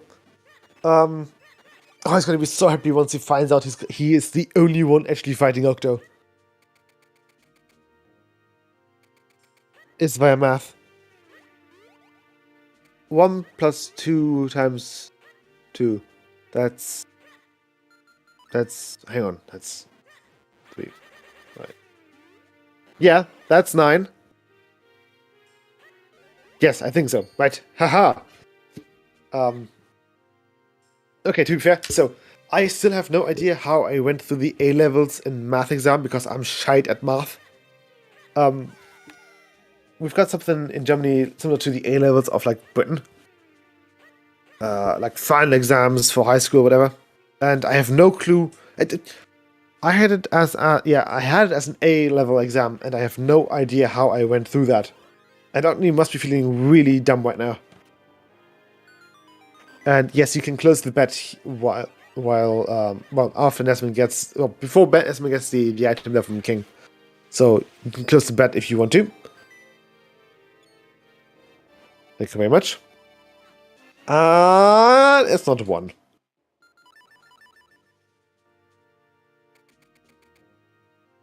And oh boy, Okni is on his way back to Fortress. He's gonna, knowing him, gonna fight Mazal first and then check the tower. It's not 2 either.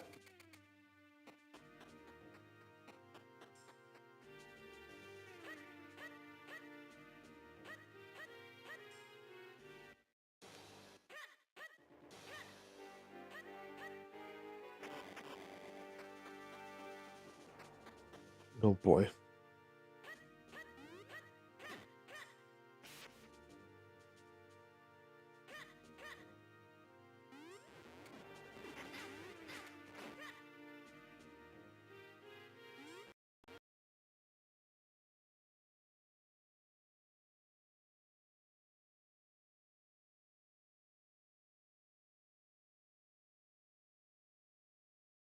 Yeah, I know this is... Oh boy. That's gonna be fun to watch.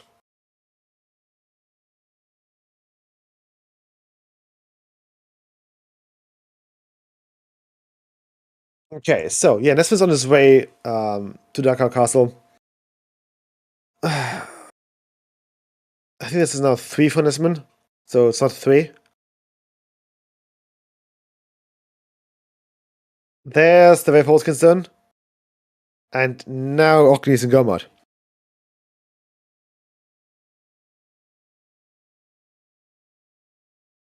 What,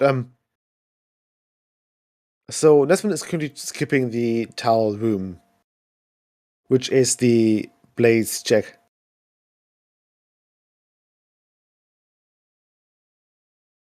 All rooms first, we can't see. Draz, help, please. Okay, Krista, did you break it? Did your OBS break it, or did Draz break it? It's probably Draz, isn't it? And that, or we're just going to blame Norway because she's not here. Let's see. Okay. And then I guess I'll just be doing some commentary. Lucy is checking the tower room, which is called the Blade Chest, getting a small key out of it. So it's not... It wouldn't even have been 4 if Nesman chose to do that as his 4. Okay, so Nesman's now on his way to the red warp room of Dark Tower Castle. He has not checked the blades check yet. He has only checked King, basement, and throne room. This puts him at 3. Bluesy is on his way through Dark Tower Castle as well. Right now blowing up the bombs next to the Keaton room, or blowing up the wall next to the Keaton room. Blade check is just... Nah, it's Nesman. For all we know, it could be check number 9 for him. And Octane, in the meanwhile, just finished up... Well, he's currently finishing up the Yep, it's okay. Black Chest is now going to be number 4 for Nesman. He's quick walking back to it and dashing over. Ogni is on his way through Cloudtops. He's on 2 out of 3 Cloudtops stones. And Bluesy is just speeding through the path to the Wet Warp. Nesman getting the first cannon room strat in the first attempt. Blame Tress. Yes, we'll blame Tress.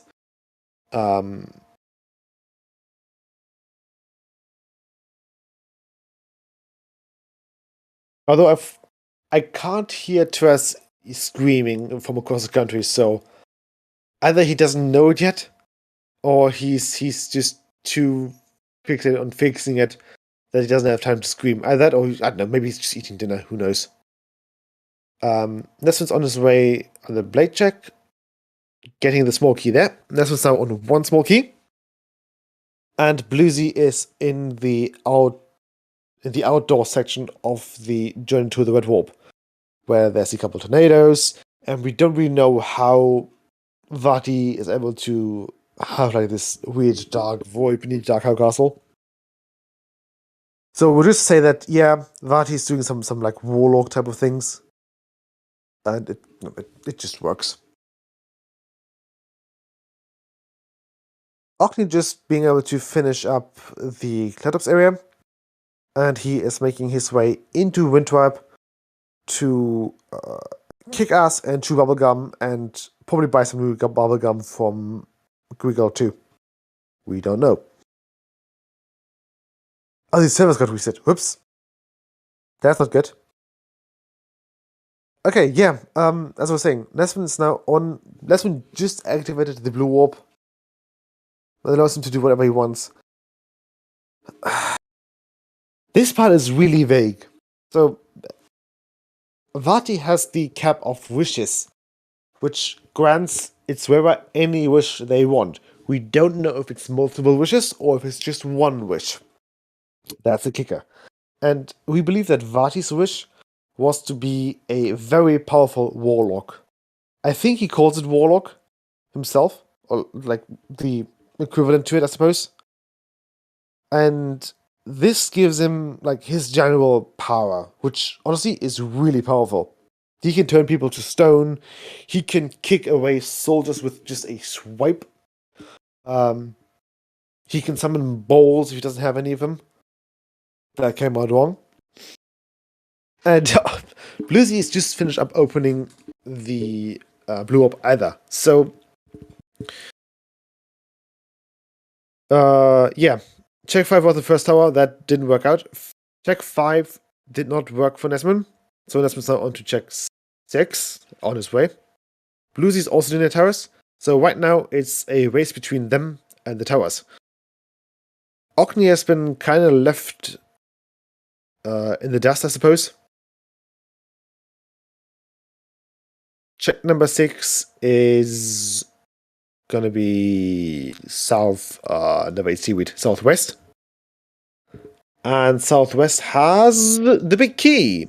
So it is 6 checks for the big key.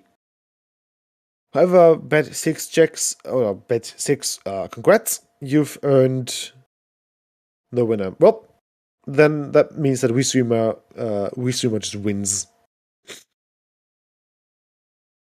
Well, on, I guess, Nimbus. So, Bluesy is on southeast, so no dice there. Nesman is making his way through the Keaton room, and Ogni is stuck in Autoscroller land.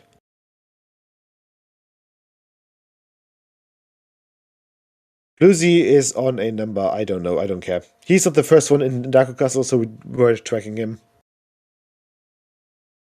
But even if Bluesy gets his number 7, that doesn't mean you win. The bet goes specific. The bet specifically has the first person who enters it. We follow them and no one else. We don't care about the others. That's been great spinning his way to victory on the Dark Knight fight. And entering the chambers of Vati and his weird altar-like thing. Lucy's doing northeast next, meaning that he is gonna get a 9. That's lovely, isn't it? Yeah, Vati won for Nesman. I think you all know Vati by now. And his, like, weird shenanigans. And his odd affiliation or symbolization of eyes. I don't know. Why does Vati do the eye stuff? Maybe it symbolizes his search for the Force. We don't know.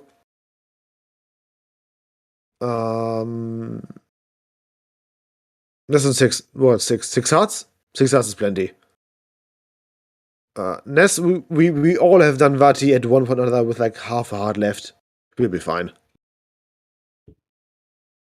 He gets the wall attack off of Vati 1. Lucy gets the map and a free pack of disappointment on the big key chest.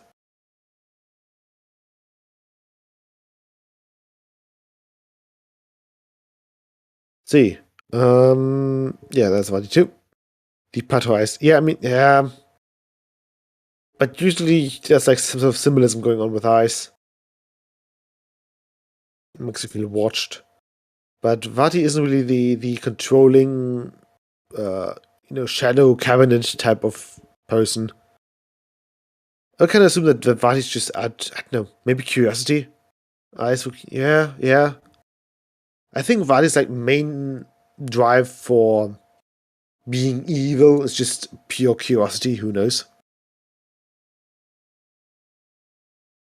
Yeah. So for Ganon, it's like just control and power. But for Vati, it's really just curiosity, I suppose, or just power for power's sake.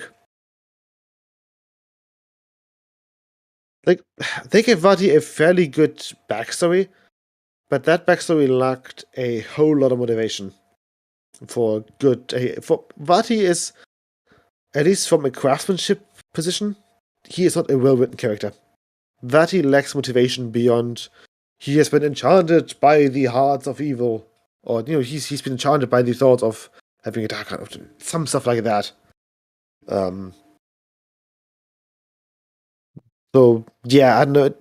For a well-written antagonist, you kind of want to know why he does things that he does.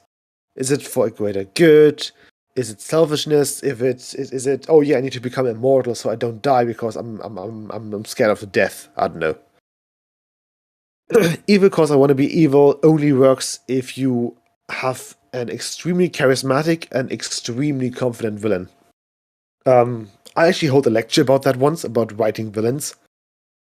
So, this is what's known as the pure evil type of villain. He is evil because he wants to, and he is super confident about his stuff. He wants power, he wants maybe fame, recognition, but he also just wants to ruin other people's days.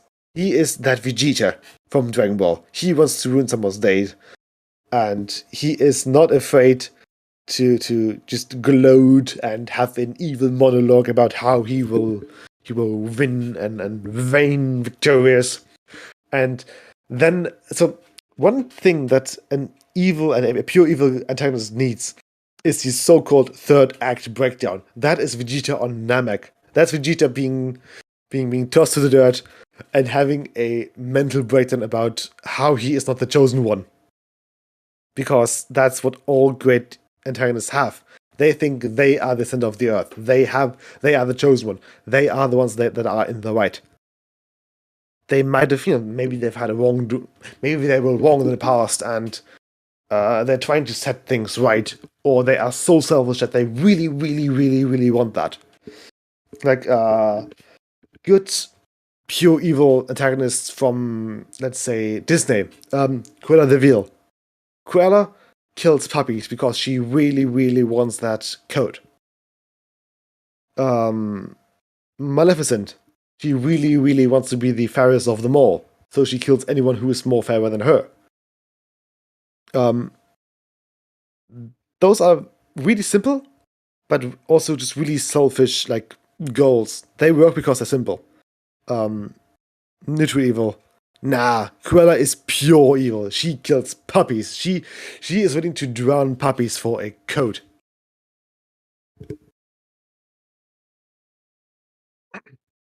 We don't really work here. So when I say pure evil, I don't mean your D&D alignment memes, but rather just different types of evil. There's a GG investment finishing 2:12:43, but there's a great video on essentially the different types of evil, which it's really what's it called, informative and also really entertaining. So a villain like Cruella, or well, I suppose Cruella is kind of lacking the charm and the charisma. So with a good and well written, like charismatic, pure evil villain or antagonist, you want to see them succeed just because they're so much fun to be around. They're the Vegeta type of characters. They will gloat. They will be all condescending and smug as hell. But it's going to be really, really entertaining for the viewer to just see them be all fancy and all smug, and then just see them break down and be like, "Oh, this can't be!" And you just eat your popcorn while watching them having their little breakdown. F in chat? Why F in chat? Who died? Hang on. Let me actually quickly scroll down to the ZSR Discord because I have been pinged there.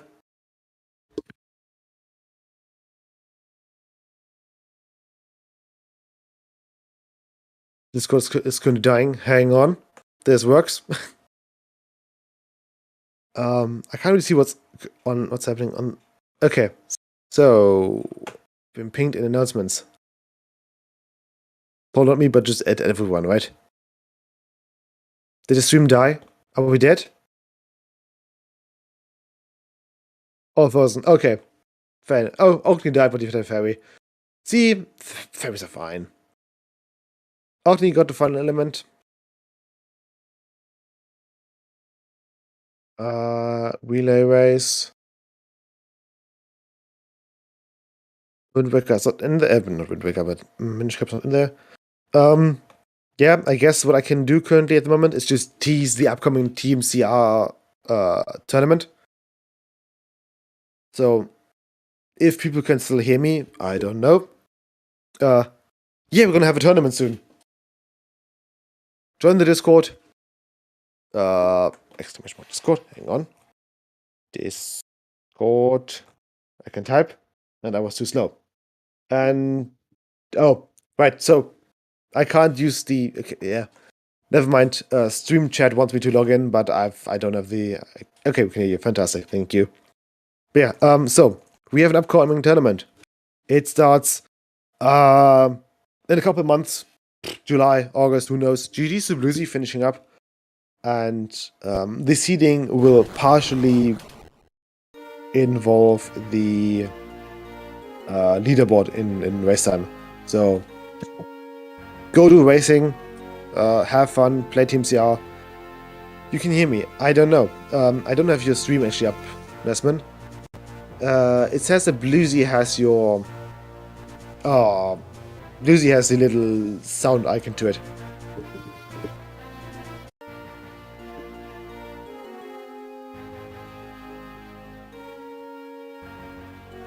But yeah.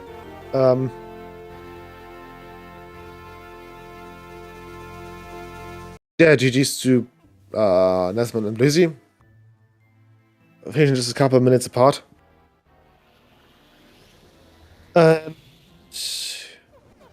Yeah. Now we're just waiting for Orkney. Orkney just opened up Darkhow Castle, so it'll take him 10 minutes to get to Vati, and then like another 5 or 3 of them. Also doing, yeah, right, and there's these relay race. So they're doing a 3D relay race. So OT 3D Majora's Mask 3D, Skyward Sword HD, The Wind Waker HD, and Twilight Princess HD on June 4th. If you're interested, check out the ZR Discord for the announcements and the registration link. I just noticed every 3D Zelda has gotten a remake. Also, GG's, hello. Hello. You were really close with Desmond there. It really came down to towers. Did it? Okay. I thought Southeast or Southwest would just be the one that you do last, but did you do that one first? Second. Whatever.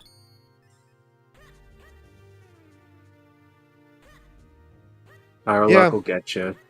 Yeah, your comment was that Velforskins son, right? Huh? Gomo Your was Gomo? Vel'Oz, yeah. Which I thought was a really good Gomo to have. Honestly, That I was thought fun, it would wasn't win. it? So, Desmond's comment was the Tartovskin stone from Switchblade 1. What? Yeah, he didn't really pick up any major scrolls on the way. He kind of just skipped them here and there. And he picked up his final scroll in Velfolds. Mm-hmm. Last... Honestly, I really thought that with the Boots play and getting Gomo Vel'Falskin Stone, I really thought I would actually win, but kind of sucks that I didn't have enough of a lead. Okay, first, chat. Majora's Mask 3D is a great game. It's a really good remake. I like it. Fight me. What's happening on Nesman's stream? I think it's really trying to set up a link between the worlds. Randomizer, perhaps? I don't know. Looks like it. Oh, neat. Yeah, should we play that game? I don't know. I didn't play a lot of. I played very little Link to the Past, and maybe like Link Between Worlds like twice or so. I don't know. Just the games didn't really stick for me. They didn't stand out. The only memorable part of Link Between Worlds is the one squid baby that's in a cave, because it's the only one in the whole game that's in a cave. Yeah. Yeah, no, I didn't really play. The entire Link Between a Link to the Past hype has. I don't know, but it's. Yeah, first pop with Zelda, but.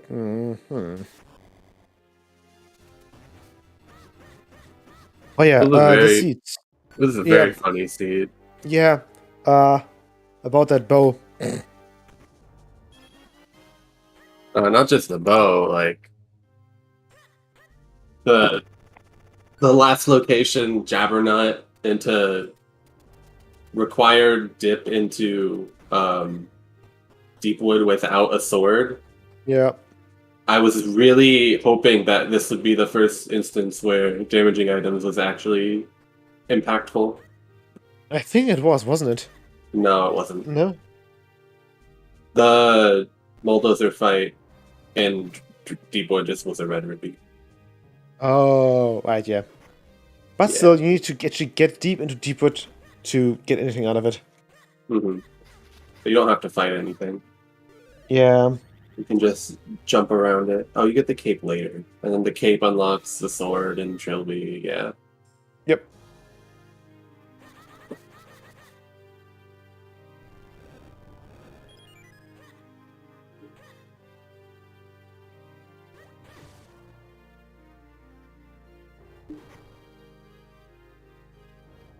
Yeah, it's not too bad. I really should have just skipped droplets, but I thought that since I got the early boots, I didn't want to like end up in the situation where I was like following the logic that I got earlier than other people, but forgetting just an item that was somewhere else. Yeah. So maybe if I didn't go to droplets, it would have worked out, but I was worried.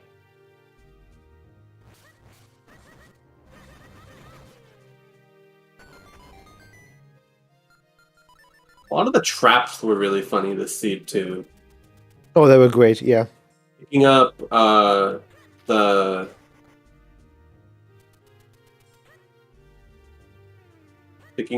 power bracelets right before getting the Karlov medal, which led to the fake power bracelets.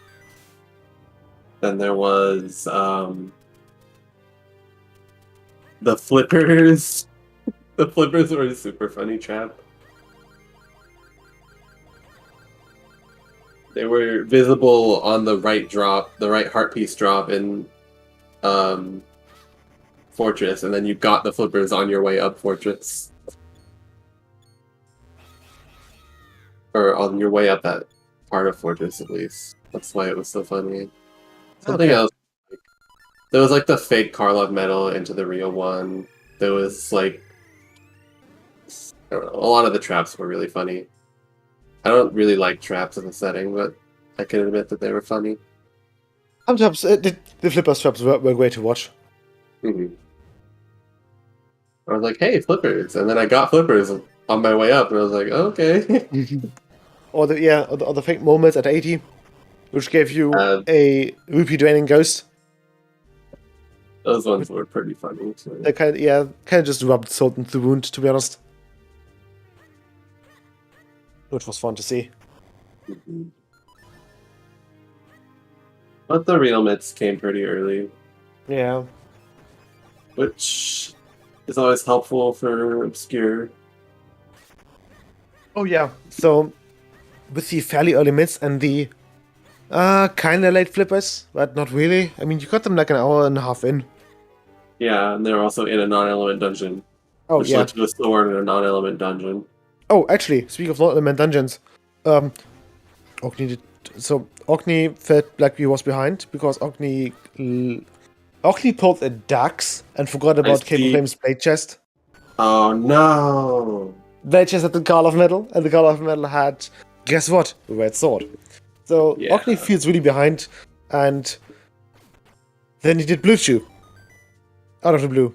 And No! he didn't leave droplets, but he just quick warped and went to a certain space, and that I turned into see an it Octoplay. on his tracker. Ogni did Octo. And I guess Octo didn't have one of the spins, because I don't see him using a great spin. Yep, nope. Where are the spins? Nimbus has the log, I don't know. I'll see Nimbus. Where's the spins? Spin and Veil Falls, makes sense. Oh yeah, didn't Nessun pick one of them up? I think Nessun picked one of them up because he wasn't in go mode by the time that. Well, Yeah. So Nessun was missing a scroll, which he picked up from Veil Falls to go to Great Uncle Herbert. So he did the Veil Spring save scum to, oh yeah, I've got now 7 scrolls. Let's quickly check Great Uncle Herbert before going to go to Cloudtops. Yeah, wasn't too bad.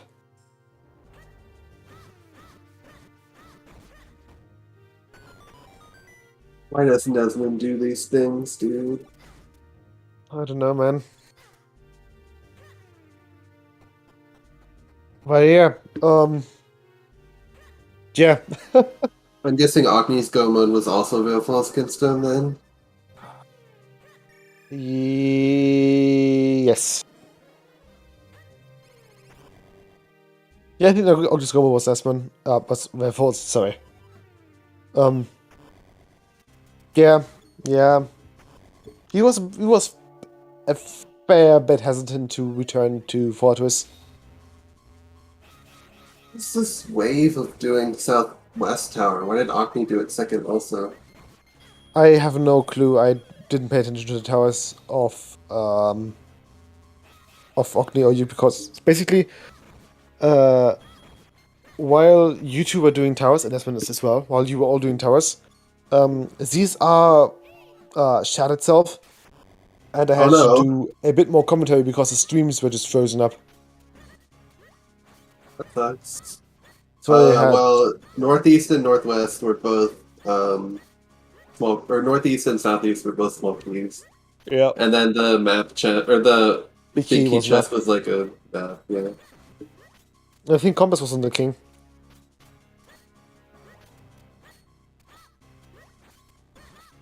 Oh, this must have been on King then, yeah.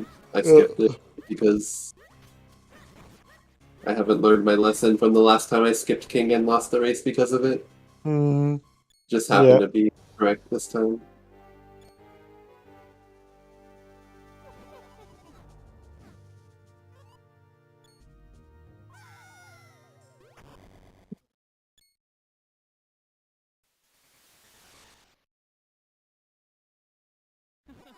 But Anything else yeah, this memorable? was Early too much. Ocarina is always fun. The Ocarina was boring. Really? It was also you're out of Sphere Zero, and I mean, yeah, it kind of delayed the Juggernaut for quite a few of you. This one was the first one to actually get Juggernaut because Nesmin for once full cleared Sphere Zero. I couldn't believe it either. He got Cafe Lady? He got Cafe Lady. He got the fake moments. Yeah, he got Juggernaut and Lamp and Ocarina and the bomb bags. And then he just went and did backwards Minish loop. And having, and essentially just heading to Deepwood before doing the front side of Deepwood. You can get Cape without Lantern, right? You couldn't. You couldn't? Oh yeah, small key top left. Small key, yeah. Oh, and GG's to cut off finishing in 4th place. Yeah. Who was in 3rd place? Huff. Yeah. Oh, yeah. Won last week, right? I don't have the thing open. I don't have the race room open. Do we have 5 entrants or 6? 6. Last 2 entrants are Ogni and Kaede. Ah, nifty.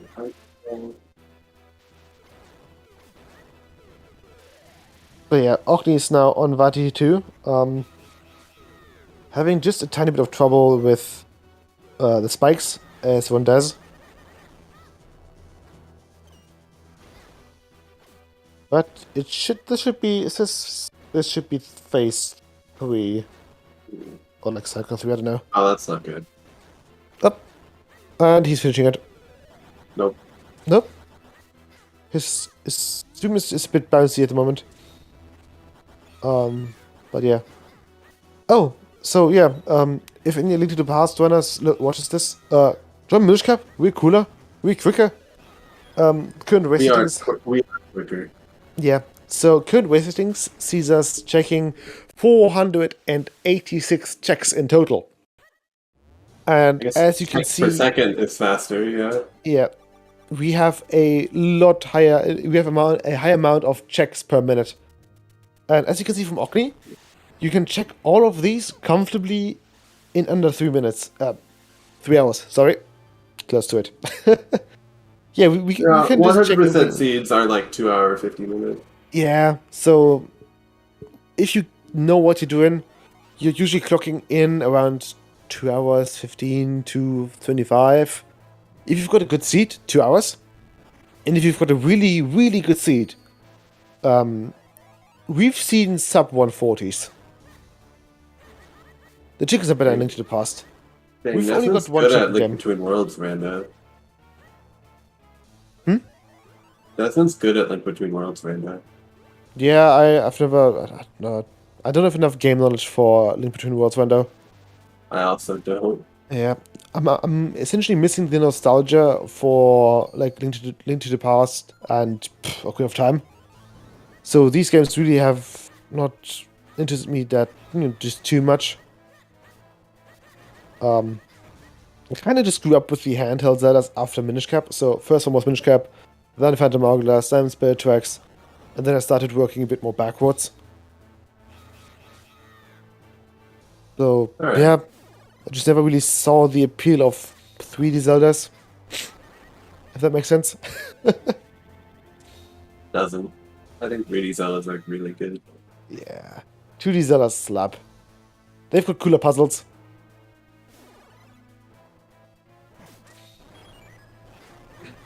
I guess.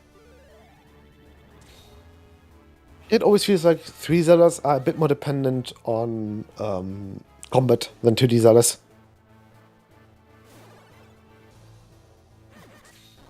Oh, and GG's to Orkney, finishing with a time of 2:32:11. Spoiler on the restream.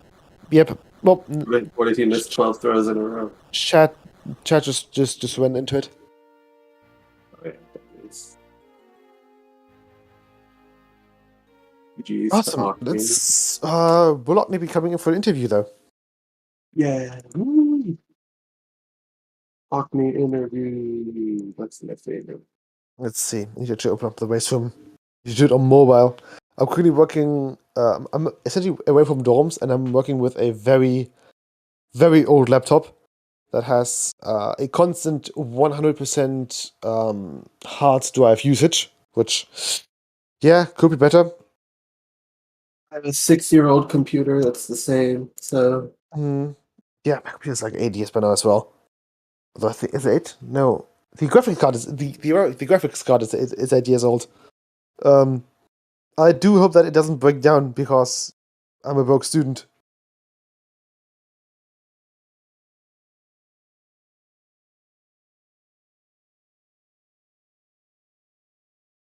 Let's see, chat. Interview. Let's just quickly ask Orkney.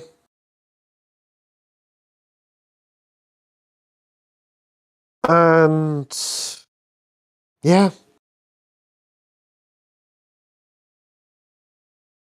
I don't know if there's so much more left to say. So if Orkney doesn't, no need to. Okay, Orkney's on the move. Not Orkney is not in the mood for an interview. Well, I mean, I don't blame him. Hmm? I don't really blame him, I guess, but...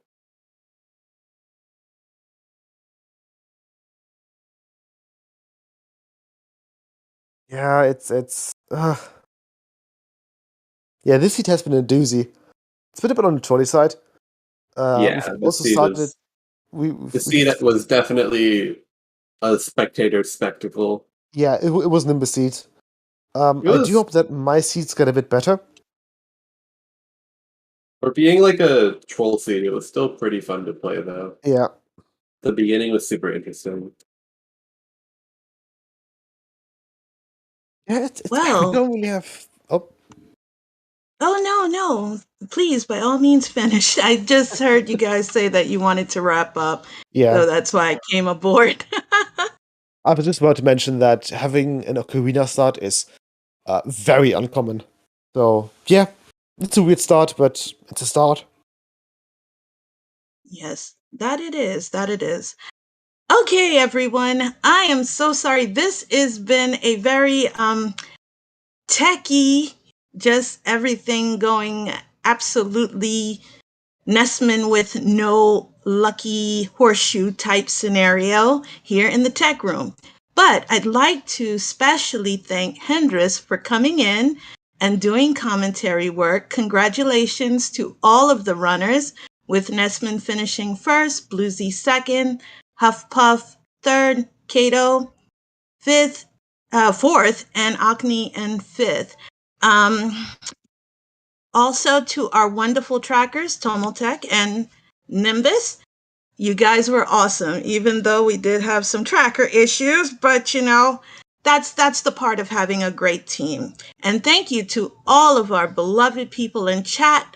You guys are always awesome. Our runners gave us one heck of a matchup, and I know you guys can't wait till next week when we probably will see a Hendris seed in which, shenanigans will follow. And also, Percy will have the grip ring. We can hope. As for events coming up, well, we've got a whole big jammin' lineup coming up on the Zelda Speedrunning channel. We have tomorrow, let me just get that screen back up, and we will have, oh, sorry, somebody just pinged me. but we don't need to worry about that. All right, so for tomorrow, Monday at 1:10 p.m., we do have the Skyward Sword Co-op Tournament Group Stage, British Stargate versus M&M.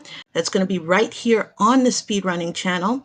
We will be having Link to the Past as well tomorrow at 4:10 p.m. Eastern Standard Time. And that is the Link to the Past Rando Challenge Cup, in which we're going to see Slim Kirby versus Cubes. Also on Monday at 8 p.m., also on Zelda Speedruns, it's going to be the Zelda 2 Max Rando Tournament Grand Finals between Patrick and Trails. And let me tell you, I'm from that community as a commentator, and you cannot miss it. So that's our upcoming events for tomorrow. And on behalf of the Zelda Speedruns team, I want to thank you all again, and I hope you all have a wonderful day. To those who may be mothers or have mothers, I wish you all a very happy Mother's Day. Take care and have a wonderful day. See ya.